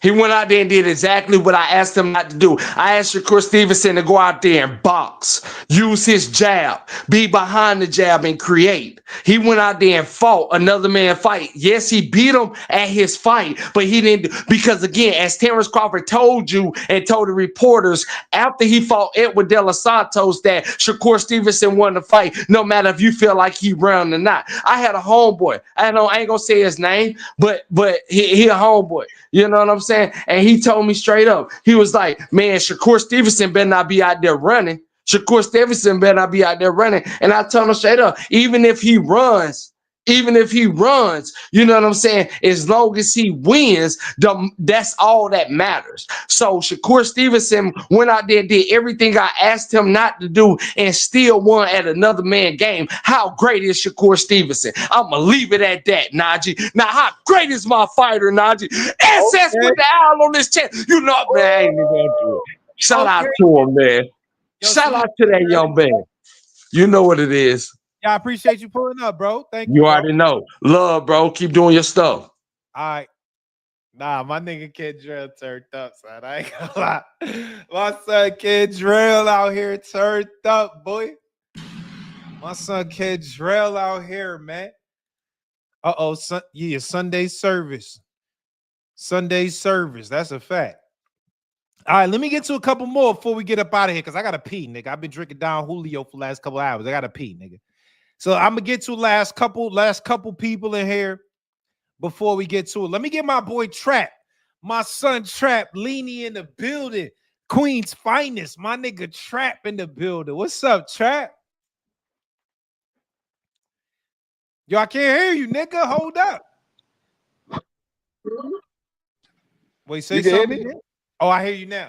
Yo, Trap, we met the other day. Where we met at? We met the other day, but it was mad shit going on, so we didn't get a chance to really talk for real. My nigga Trap, it was at the press. It was at the press, bro. I popped up on you at the press, and I ain't really want to do too much because you was talking to Mike Competent too. I ain't know if you had some little business game plan. You feel me? I had to like, nah, let me let bro finish, do what he do. We gonna chop. Nah, I appreciate that, my nigga Trap. When you pulled up, I said, "Oh shit, my nigga Trap here," because you be showing me love, nigga. I appreciate that for real, bro.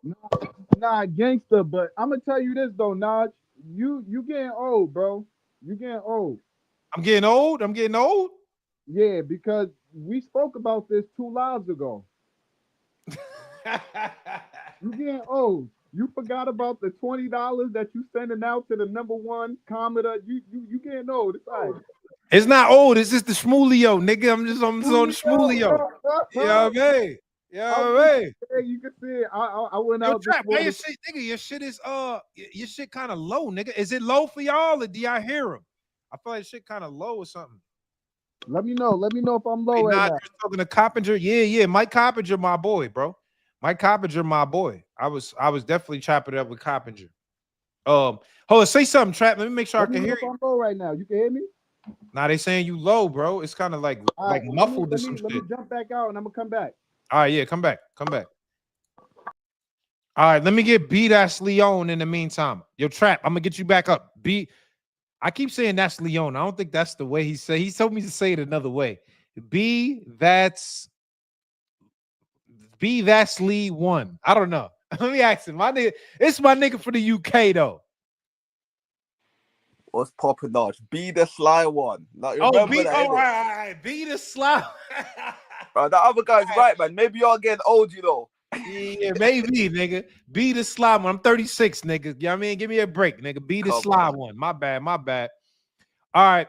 What's popping, man? Like, talk to me. Did you see the fight last night? Oscar Duarte versus Kenny Sims? No, I saw both of them. Like, let me. I'll get to that one in a second. First one, I'm not gonna lie.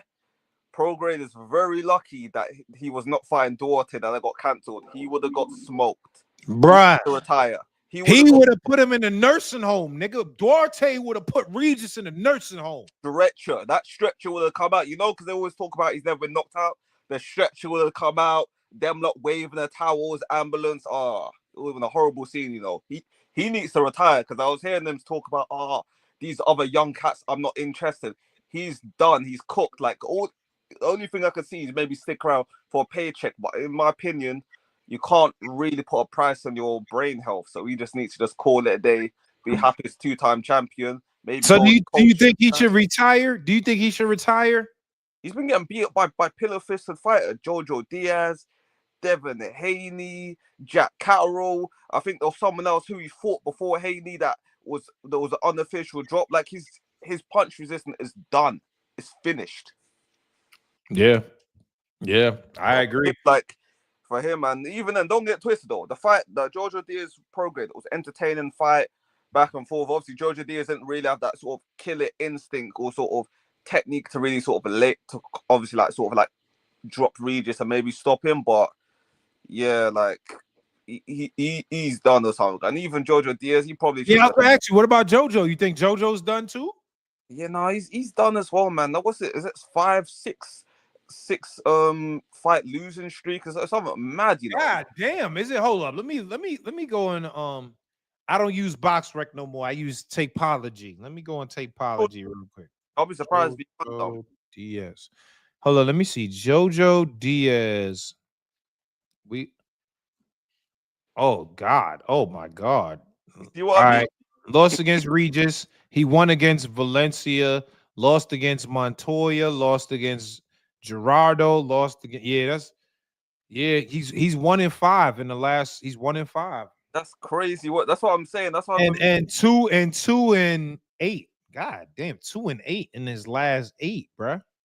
Exactly. He's just been a punching bag. That's what's happened most. Yeah, some fighters they got to know when to sort of give it up and that. Obviously, like a fighter's heart, they obviously know how much training and stuff. But once you know that you're not feeling the same, your punch resistance is not the same. That certain fighters, or even the people around them, they got to know. I said, you know what? Let me just call it a day.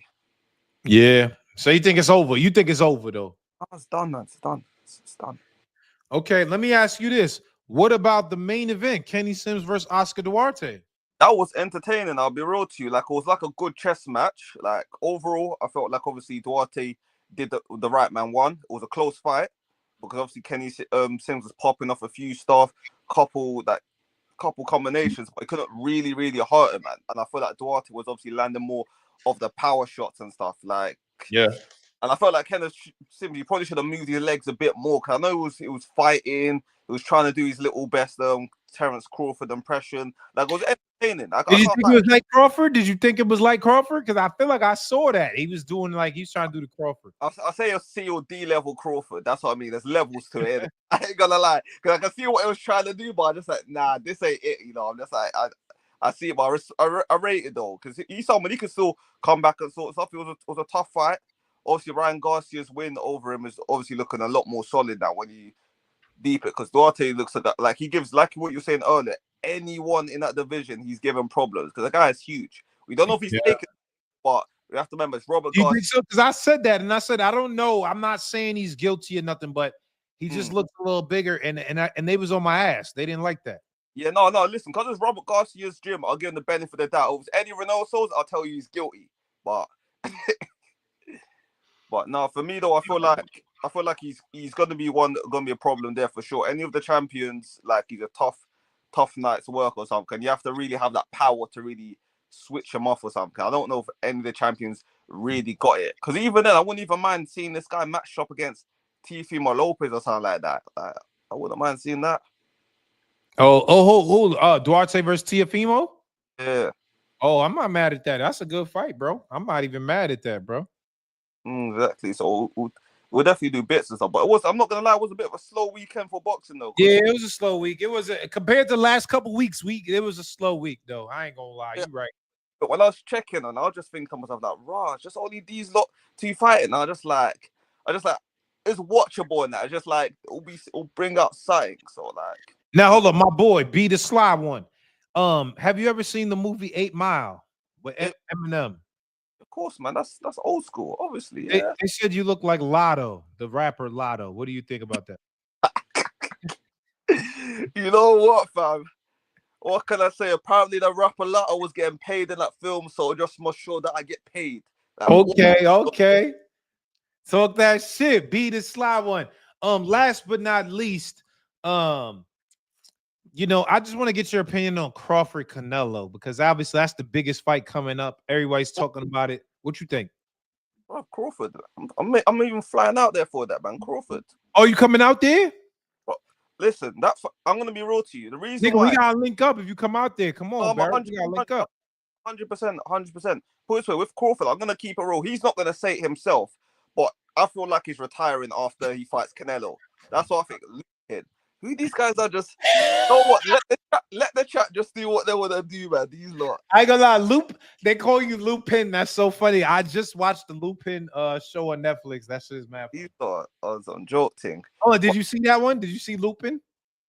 I've seen a little couple of highlights here and there. You know, I didn't watch the whole thing, but I've seen it come up in here and there. All right, yeah, my bad. I distracted you. Canelo Crawford, go ahead. No, I've definitely got Crawford winning. I feel like it's gonna be decision.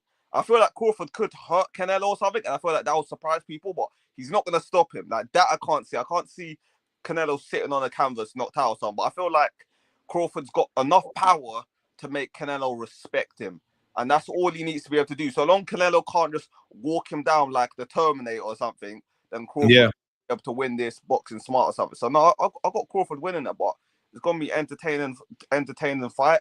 They can obviously pop off. I'm not gonna lie, the undercard ain't all that, you know. I ain't really impressed with the undercard. Yeah. Truth be told, I was expecting both, and I was hoping that Keyshawn Davis might have been on it or something, but yeah, he's retired or something like that. So nah, he coming back. I just think he's just in a bad spot, but hopefully he come back though. No, I know he's come up, but he tricked himself out of his position that night. So yeah. Okay, be the sly one. Thank you. I got it right now. Be the sly Yeah, one. be the sly one. Lupe jokes is Hobie was. Yeah, Luke Payne is mad funny. Let me get yo, be the sly one. Thank you, bro. Yeah, no, anytime, man. Keep doing your thing. Thank you, bro. All right, yo, I'm gonna get to a few more, and I gotta go because I gotta pee, bro. I've been drinking that Shmulio. You know a nigga gotta pee, bro. Let me get Bobo Stick. Bobo Stick. That's a crazy name. Man. Yo. Hey, Mo! Bobo Stick, nigga. Everything I do. What up, baby? How you feeling, bro? Where you from, bro? Man, you know Grand Rapids, bro. You don't remember me? I'm 2 cheeks, 1 finger, baby. Two cheeks, two cheeks, 1 finger, baby. I be in. Hey, real quick, because I ain't got a lot of time. I got to finish working. Hey, you know when you take a dookie, you know what I'm talking about? And you look at that dookie for a minute, and then you flush it down the toilet? Hey, I don't know if Regis will ever see this, but Regis Progress, sir, I'm sick of seeing you get your ass kicked. Every time this motherfucker fight, you getting fucked up, bro. Fuck CDL time. Regis is, bro, look, you did your thing. I respect you. He was a great fighter, bro. But I'm sick of seeing you get fucked up, bro. Fuck that. They've been beating your ass. Whites, blacks, Mexicans. Well, we're gonna flush him down the toilet and let him be done for a while. Hey, go try what he said he was gonna bare knuckle, right? Didn't he say he's gonna bare knuckle? Go bare knuckle some shit.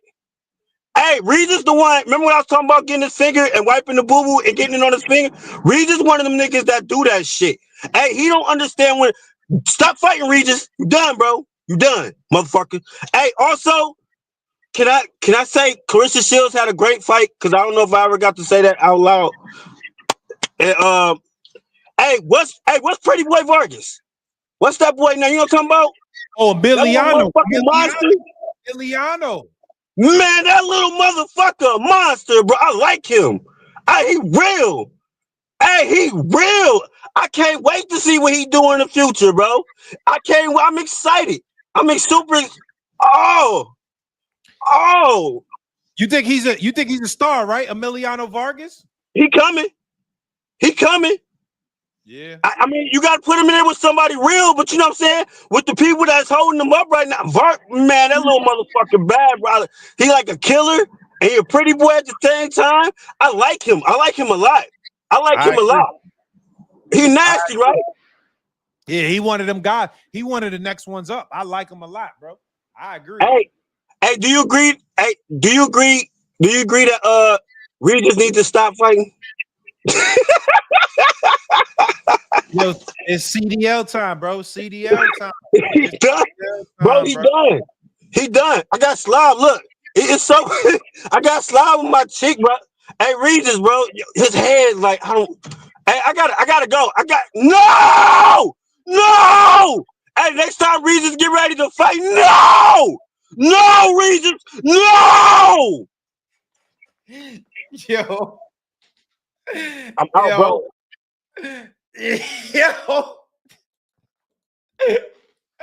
Yo, what the fuck? Yo, what the Yo, what the fuck is that, bruh? Yo, bruh. Yo. Oh my God. Yo, chat. I'm literally crying, bro. It's tears coming out my eyes right now, my nigga. Oh shit. Yo, chat. Yo. Shout out to my mans, yo. Shout out to my mans, bro. I remember last time, I forget his name this time, but last time his name was 2 cheeks, 1 finger. And that's a crazy ass name. But this nigga right here, bro. Yeah, man. Yo, salute to him, bro. I ain't gonna lie. That nigga, yo, bro. I don't even know what to say, man. That guy right there. All right, let me take my last. He gotta be bad. Yo. That nigga, man. I don't know. I don't know what to say, man. But I'm appreciative of all the love from everybody, man. From everybody that pulls up. I'm grateful and I'm appreciative, bro. Yo, listen, I ain't gonna lie. That nigga right there. Oh man. Yo, that nigga right there, bro. Salute, man. Thank you, bro. Two cheeks, one finger. Thank you for pulling up and showing me love, man. Thank you so much, bro. All right, man. Yo, Rick, I appreciate you too, bro. Let me get my last caller because I gotta go pee, man. My girl out here, I gotta go pee. It's a lot going on right now. We've been on for 3 hours. Let me get my last guy, man. My boy DV Use. This is my boy right here, though. DV Use be showing me love, man. This Delonte West of Cigar Talk. This is my nigga right here, man. I gotta show him some love because he showed me love. DV Use, what's popping? What's going on, Najee? I'm trying to clear my tears as well, bro. Yo, that nigga is like, I don't know, man. I don't know, but thank you. Thank you for coming up and supporting me, man. Seriously. Yo, yeah, but let me. But yeah, I'm here. I'm here. You know what I mean? Delonte West, man. Let me get started, man. They call you Delonte Southwest. Southwest. I'll take the Southwest, man. Because the West. All right, let's get started. Let's get started. Tell me, did you see the fight yesterday? Regis Procre versus Jojo Diaz. Did you see the undercard? Yes. I saw everything, man, and I quite didn't think Regis and Jojo needed to be in the ring together. I don't think they needed to be in the ring together. Like, it was just, to me, it was like whoever thought it was a good matchup, it was a mismatch to me. Just to, like, I don't know, like, their styles wasn't like, it didn't produce what I think boxing needed in an undercard like that, like in the undercard. Oh, what you feel like was missing? What was needed, you feel like? I just felt like I didn't feel like Jojo, I didn't see the urgency that he needed in order to, like, if he's going to be back out here boxing and trying to get his name back up, there was no urgency in his part. And from Prograis, it's just like, he got that I'm here, I think I'm always be here type of aura, no matter what way I win. It is no urgency in, like, showing who Regis is even after the Devin Haney loss. Okay. Tell me about the main event, bro. We had Oscar Duarte versus Kenny Sims. What did you think about that? Oscar looked like he was juicing. See, I didn't say that. That's a little too far for me to say it, but I feel like his body looked a little different. I took some criticism in the chat. But why do you say you feel like that, though? Why? I feel like, I mean, unless he got a way to get, like, super cut the way he looked yesterday. I mean, well, yeah, yesterday I'm just like, he looked bigger to me than what he did against Ryan, and stronger. Like, he just looked like he wanted to bully the other man. And to be quite honest, like, he made Sims look small to me.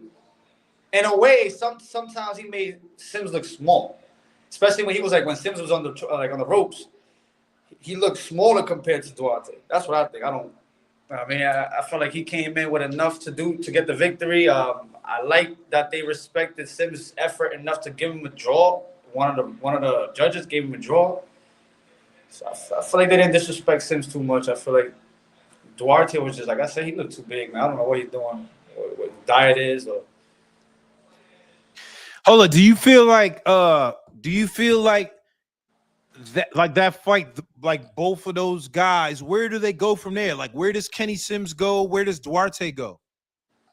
Like, if Kenny, I think I think he needs to come up, man. I think he's like 54 rank or 40 something. Sims, he need to fight a couple more guys. I may see him with Mutarala if he wants to bring his name back up. Muratala. Yeah. And then Duarte, he need a rematch with Ryan, or he need a bigger fight. Maybe Rolly. I don't know. I mean, he could. That's a good fight, Rolly versus Duarte. I think Duarte wins that, but that's a good fight, bro. Like Duarte on that one too. Okay, let me ask you this, last but not least, before we get up out of here. Your boy Xander Zayas. Yo, DVUs, you've been telling me Xander Zayas is your boy, man. Talk to me, man. I saw him and Virgil Ortiz was going at it. Yes, I was gonna bring that up. because I didn't know how much time I had. I didn't want to take up too much time. I know you got to go. But Zayas, man, when I saw him talking to Virgil, I feel like he's pushing that fight because he knows Virgil's that challenge that he needs. Like Virgil's that A-level fighter that's gonna either make him or break him. And it's like I think he's trying to get that fight sooner than later. Because if he gets it later, then it's like either they trying to say he's gonna duck, and my man don't duck nobody. It's just he's young, so he's just like at 22. I feel like he's trying to build that up. He's trying to make sure he establishes his name, and he's around the right people. You know what he's doing. When you want to be seen with somebody, because you want, you gonna make it be seen, and that's what he did. He was trying to make people know, like, this is the guy I want next. I'm hunting him. Yeah, that's what I feel. I feel like he's hunting him. Do you feel like he's gonna be a unified champion at 154? As much as I want to say, yeah, because that means he would have to be Fundora. He would have to beat Bakram. I call him B Murder. That's B Murder. He gotta beat B Murder. He gotta beat Fundora, or he gotta beat Terrence Crawford. He can't. I don't see him being unified. I'm Puerto Rican myself. I'm not gonna be like, oh, I'm gonna stick with my people no matter what. Like I want to show him love. He's my guy, but unified, I don't see that, man. I don't see it unless I see something different with the amount of punishment he took. He took a little too much punishment from that last fight. I just feel like he could have moved. He did good with the footwork and stuff like that, but when he traded, I need to see improvement in the inside, man. And then probably we could talk about that question later on, unified. But he needs a couple more fights. He's not ready. I don't think he would never be unified either. I don't think he would ever be. Nah. Okay. All right, bro. Well, I appreciate you pulling up as always, man. Thank you for supporting me, man. That means a lot. Seriously, bro. Thank you for supporting me, bro. Thank you. Thank you for giving us that bridge, man, to everybody else, the coaches, the fighters, everybody, man. Thank you. All right, salute. Salute. All right, let me get my last guest, man. My boy Trap Leany, man. Let me get Trap back. My boy Trap back jumping, nigga. Trap, what's poppin'? Trap back jumping, nigga. Trap back jumping, nigga. What's up? What's the word, Yo, Trap, I was trying to tell you before we cut off. I was saying, nigga, we met recently at the spot, and I was like, oh shit, this my nigga Trap. It was mad shit going on, so we didn't get a chance to really bust it up for real. But I appreciate you showing me love and pulling up, my nigga, for real. Thank you, bro. Nah, you taller than I thought. I said, this nigga Trap my height. I'm 6'3". I'm 6'4", nigga. I said, this nigga Trap. Like, oh shit, this nigga Trap. Gangster, bro. I'm 6'3" with it. But what you call it? I hope you still doing that joint for September, because I'm gonna be there. Oh, you gonna be out there? Yeah, okay. I'm gonna be all there. Right. So if you still I'm gonna put all the information out soon. For niggas, sure. So you feel me? We definitely gonna link up. Hopefully Remy there too, because I seen Remy when at the press conference that day too. You feel me? Yeah, for sure. So tell me, man, what you think about the fights, man? Let's start with the undercard: Jojo Diaz versus Regis Procre. All right, cool. I'm a little off it too. That's what I was saying to you earlier. I'm a little off it, so I'm gonna tell her how it is. That to me, that's some golden boy bullshit. Them niggas should have never been in that ring together, son.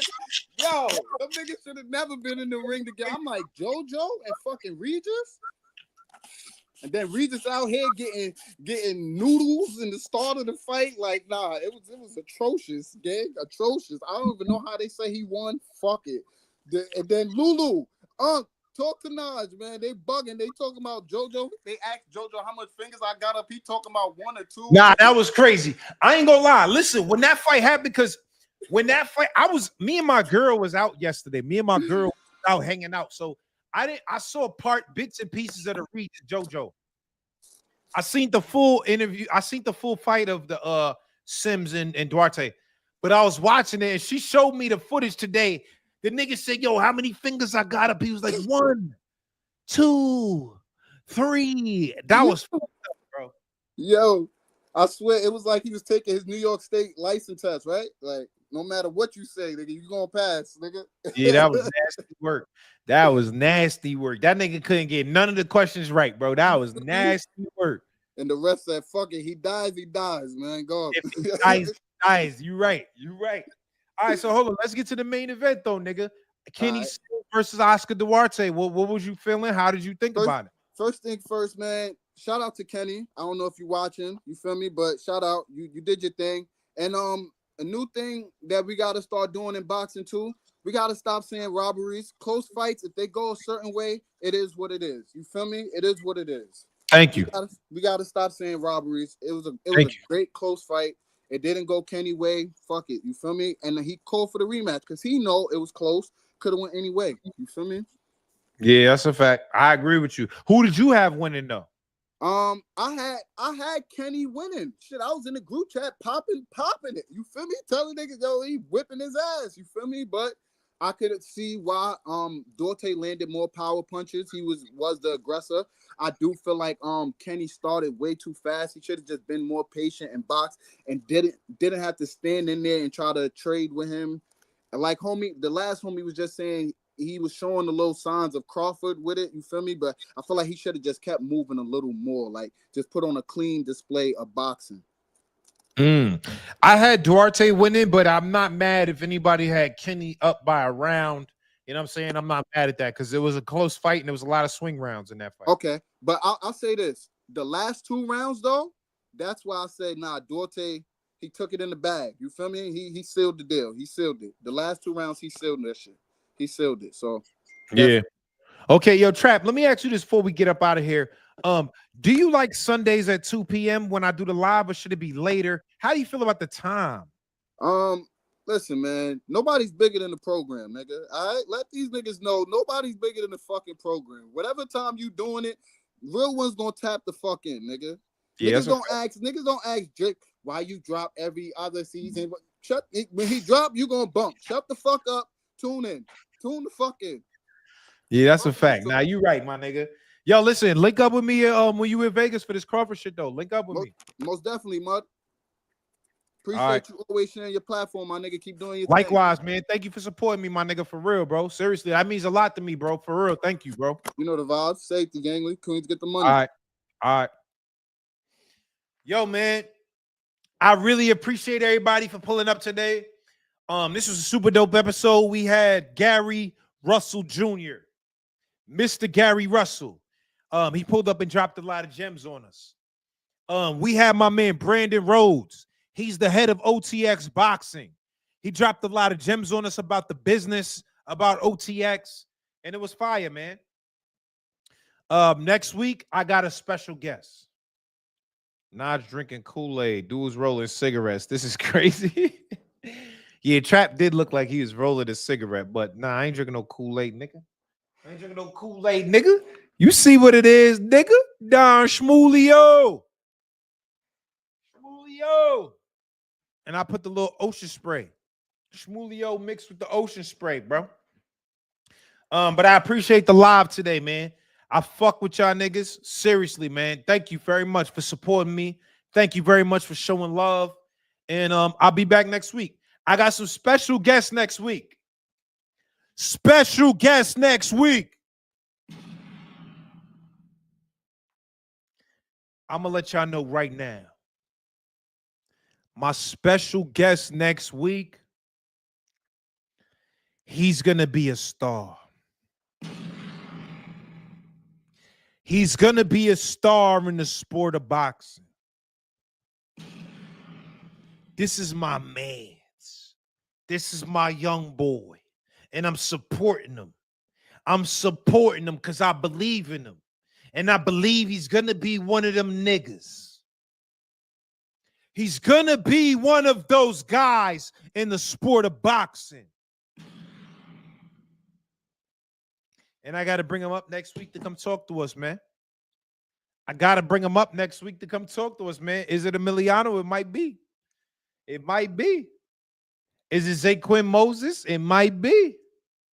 Is it Kermel Moen? It might be. Is it Shushu? Nah, I just spoke to Shushu. It's not Shushu. It's not Shushu. But that's my little man. I fuck with Shushu. And Shushu one of them guys. Is it Abdullah Mason? It might be. It might be. Is it Rashidi Ellis? It might be. Najee call everybody a star. Babe, what'd you say? All right, my girl said hurry up and get off. So that's enough for y'all niggas, man. Yo, listen, man. Thank you for supporting me. Cigar Talk Live. This was a dope episode. I said dope episode. My boy, y'all got me stumbling. I got to use the bathroom. Y'all got me stumbling. Dope episode of Cigar Talk Live. Auntie Sco is disrespectful. Come on. Why y'all call that grown man auntie? Y'all be wilding in here. I ain't gonna lie. Get Ray Ford. Okay. Okay. Yeah, I gotta use the bathroom. I ain't gonna lie. I definitely gotta use the bathroom. You got that look in your eyes, OG. You see it in my eyes? It looked like Shmulio taking over. All right, man. Yo, listen, man. Thank you very much for supporting me. Thank you very much for pulling up. Every Sunday at 2 p.m. Cigar Talk Live. Tell a friend to tell a friend. Please come back next week, 2 p.m. Eastern Standard Time. Cigar Talk Live. Now you got the eye of the tiger. Y'all niggas are wilding. All right, man. Thank you very much for supporting. It's a dope episode of Cigar Talk. We out.